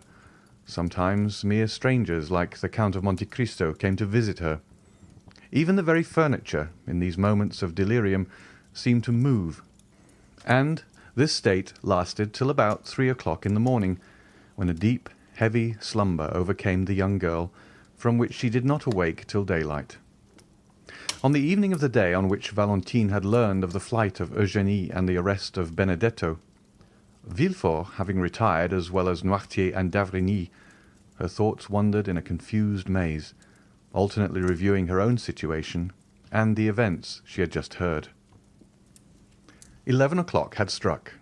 The nurse, having placed the beverage prepared by the doctor within reach of the patient, and locked the door, was listening with terror to the comments of the servants in the kitchen, and storing her memory with all the horrible stories which had for some months past amused the occupants of the antechambers in the house of the king's attorney. Meanwhile, an unexpected scene was passing in the room which had been so carefully locked. 10 minutes had elapsed since the nurse had left. Valentine, who for the last hour had been suffering from the fever which returned nightly, incapable of controlling her ideas, was forced to yield to the excitement which exhausted itself in producing and reproducing a succession and recurrence of the same fancies and images. The night lamp threw out countless rays, each resolving itself into some strange form to her disordered imagination, when suddenly, by its flickering light, Valentine thought she saw the door of her library, which was in the recess by the chimney-piece, open slowly, though she in vain listened for the sound of the hinges on which it turned. At any other time, Valentine would have seized the silken bell-pull and summoned assistance, but nothing astonished her in her present situation. Her reason told her that all the visions she beheld were but the children of her imagination, and the conviction was strengthened by the fact that in the morning no traces remained of the nocturnal phantoms who disappeared with the coming of daylight. From behind the door a human figure appeared, but the girl was too familiar with such apparitions to be alarmed, and therefore only stared, hoping to recognize Morel. The figure advanced toward the bed and appeared to listen with profound attention. At this moment a ray of light glanced across the face of the midnight visitor. "It is not he," she murmured, and waited, in the assurance that this was but a dream, for the man to disappear or assume some other form.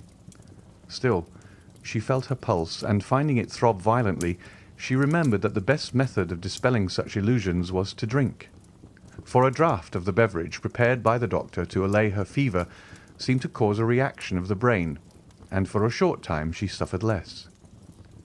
Valentine therefore reached her hand towards the glass, but as soon as her trembling arm left the bed, the apparition advanced more quickly towards her, and approached the young girl so closely that she fancied she heard his breath and felt the pressure of his hand. This time the illusion, or rather the reality, surpassed anything Valentine had before experienced. She began to believe herself really alive and awake, and the belief that her reason was this time not deceived made her shudder. The pressure she felt was evidently intended to arrest her arm, and she slowly withdrew it. Then the figure, from whom she could not detach her eyes, and who appeared more protecting than menacing, took the glass and, walking towards the night-light, held it up as if to test its transparency. This did not seem sufficient.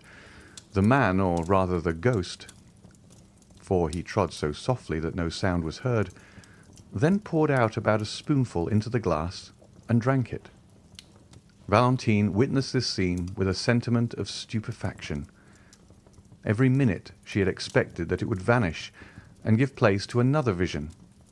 But the man, instead of dissolving like a shadow, again approached her and said in an agitated voice, "Now you may drink." Valentine shuddered. It was the first time one of these visions had ever addressed her in a living voice, and she was about to utter an exclamation. The man placed his finger on her lips. "The Count of Monte Cristo," she murmured. It was easy to see that no doubt now remained in the young girl's mind as to the reality of the scene. Her eyes started with terror, her hands trembled, and she rapidly drew the bedclothes closer to her.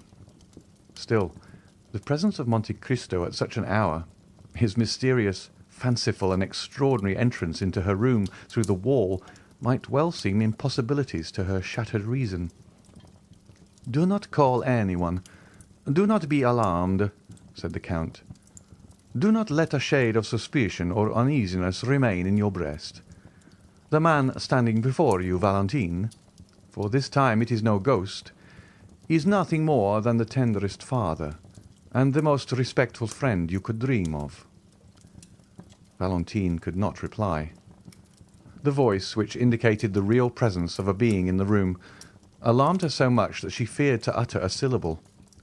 Still, the expression of her eyes seemed to inquire, "If your intentions are pure, why are you here?" The Count's marvellous sagacity understood all that was passing in the young girl's mind. "Listen to me," he said, "or rather look upon me. Look at my face, paler even than usual, and my eyes red with weariness. For 4 days I have not closed them, for I have been constantly watching you to protect and preserve you for Maximilian." The blood mounted rapidly to the cheeks of Valentine, for the name just announced by the Count dispelled all the fear with which his presence had inspired her. "Maximilian!" she exclaimed, and so sweet did the sound appear to her that she repeated it. "Maximilian! Has he then owned all to you?" "Everything. He told me your life was his, and I have promised him that you shall live." "You have promised him that I shall live?" "Yes." "But, sir, you spoke of vigilance and protection. Are you a doctor?" "Yes, the best you can have at the present time. Believe me." "But you say you have watched," said Valentine uneasily. "Where have you been? I have not seen you." The Count extended his hand towards the library. "I was hidden behind that door," he said, "which leads into the next house, which I have rented."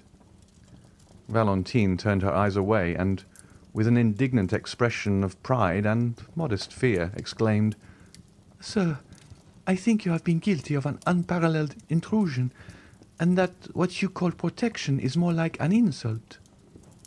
"Valentine," he answered, "during my long watch over you, all I have observed has been what people visited you, what nourishment was prepared, and what beverage was served. Then, when the latter appeared dangerous to me, I entered as I have now done and substituted, in the place of the poison, a healthful draught, which, instead of producing the death intended, caused life to circulate in your veins." "Poison? Death?" exclaimed Valentine, half believing herself under the influence of some feverish hallucination. "What are you saying, sir?" "Hush, my child," said Monte Cristo, again placing his finger upon her lips. "I did say poison and death. But drink some of this." and the Count took a bottle from his pocket containing a red liquid, of which he poured a few drops into the glass. "Drink this, and then take nothing more tonight." Valentine stretched out her hand, but scarcely had she touched the glass when she drew back in fear. Monte Cristo took the glass, drank half its contents, and then presented it to Valentine, who smiled and swallowed the rest. "Oh, yes," she exclaimed. "I recognize the flavor of my nocturnal beverage, which refreshed me so much, and seemed to ease my aching brain. Thank you, sir. Thank you." "This is how you have lived during the last 4 nights, Valentine," said the Count. "But oh, how I passed that time! Oh, the wretched hours I have endured, the torture to which I have submitted when I saw the deadly poison poured into your glass, and how I trembled lest you should drink it before I could find time to throw it away." "Sir," said Valentine at the height of her terror, "you say you endured tortures when you saw the deadly poison poured into my glass. But if you saw this, you must also have seen the person who poured it." "Yes." Valentine raised herself in bed and drew over her chest, which appeared whiter than snow, the embroidered cambric, still moist with the cold dews of delirium, to which were now added those of terror. "You saw the person?" repeated the young girl. "Yes," repeated the Count. "What you tell me is horrible, sir. You wish to make me believe something too dreadful. What? Attempt to murder me in my father's house, in my room, on my bed of sickness? Oh, leave me, sir. You are tempting me. You make me doubt the goodness of Providence. It is impossible. It cannot be." "Are you the first that this hand has stricken? Have you not seen Monsieur de Saint-Méran, Madame de Saint-Méran, Barrois, all fall? Would not Monsieur Noirtier also have fallen victim, had not the treatment he has been pursuing for the last 3 years neutralized the effects of the poison?" "Oh, heaven!" said Valentine. "Is this the reason my grandpapa has made me share all his beverages during the last month?" "And have they all tasted of a slightly bitter flavor, like that of dried orange peel?" "Oh, yes, yes." "Then that explains all," said Monte Cristo. "Your grandfather knows, then, that a poisoner lives here. Perhaps he even suspects the person. He has been fortifying you, his beloved child, against the fatal effects of the poison, which has failed because your system was already impregnated with it. But even this would have availed little against the more deadly medium of death employed 4 days ago, which is generally but too fatal." "But who, then, is this assassin, this murderer?" "Let me also ask you a question. Have you never seen any one enter into your room at night?" "Oh, yes. I have frequently seen shadows pass close to me, approach and disappear. But I took them for visions raised by my feverish imagination, and indeed, when you entered, I thought I was under the influence of delirium." "Then you do not know who it is that attempts your life?" "No," said Valentine. "Who could desire my death?" "You shall know it now, then," said Monte Cristo, listening. "How do you mean?" said Valentine, looking anxiously around. "Because you are not feverish or delirious tonight, but thoroughly awake. Midnight is striking, which is the hour murderers choose." "Oh, heavens!" exclaimed Valentine, wiping off the drops which ran down her forehead. Midnight struck slowly and sadly. Every hour seemed to strike with leaden weight upon the heart of the poor girl. "Valentine," said the Count, "summon up all your courage, still the beatings of your heart, do not let a sound escape you, and feign to be asleep. Then you will see." Valentine seized the Count's hand. "I think I hear a noise," she said. "Leave me." "Good-bye, for the present," replied the Count, walking upon tiptoe towards the library door, and smiling with an expression so sad and paternal that the young girl's heart was filled with gratitude. Before closing the door, he turned around once more and said, "Not a movement. Not a word. Let them think you asleep, or perhaps you may be killed before I have the power of helping you." And with this fearful injunction, the Count disappeared through the door, which noiselessly closed after him. End of chapter 100.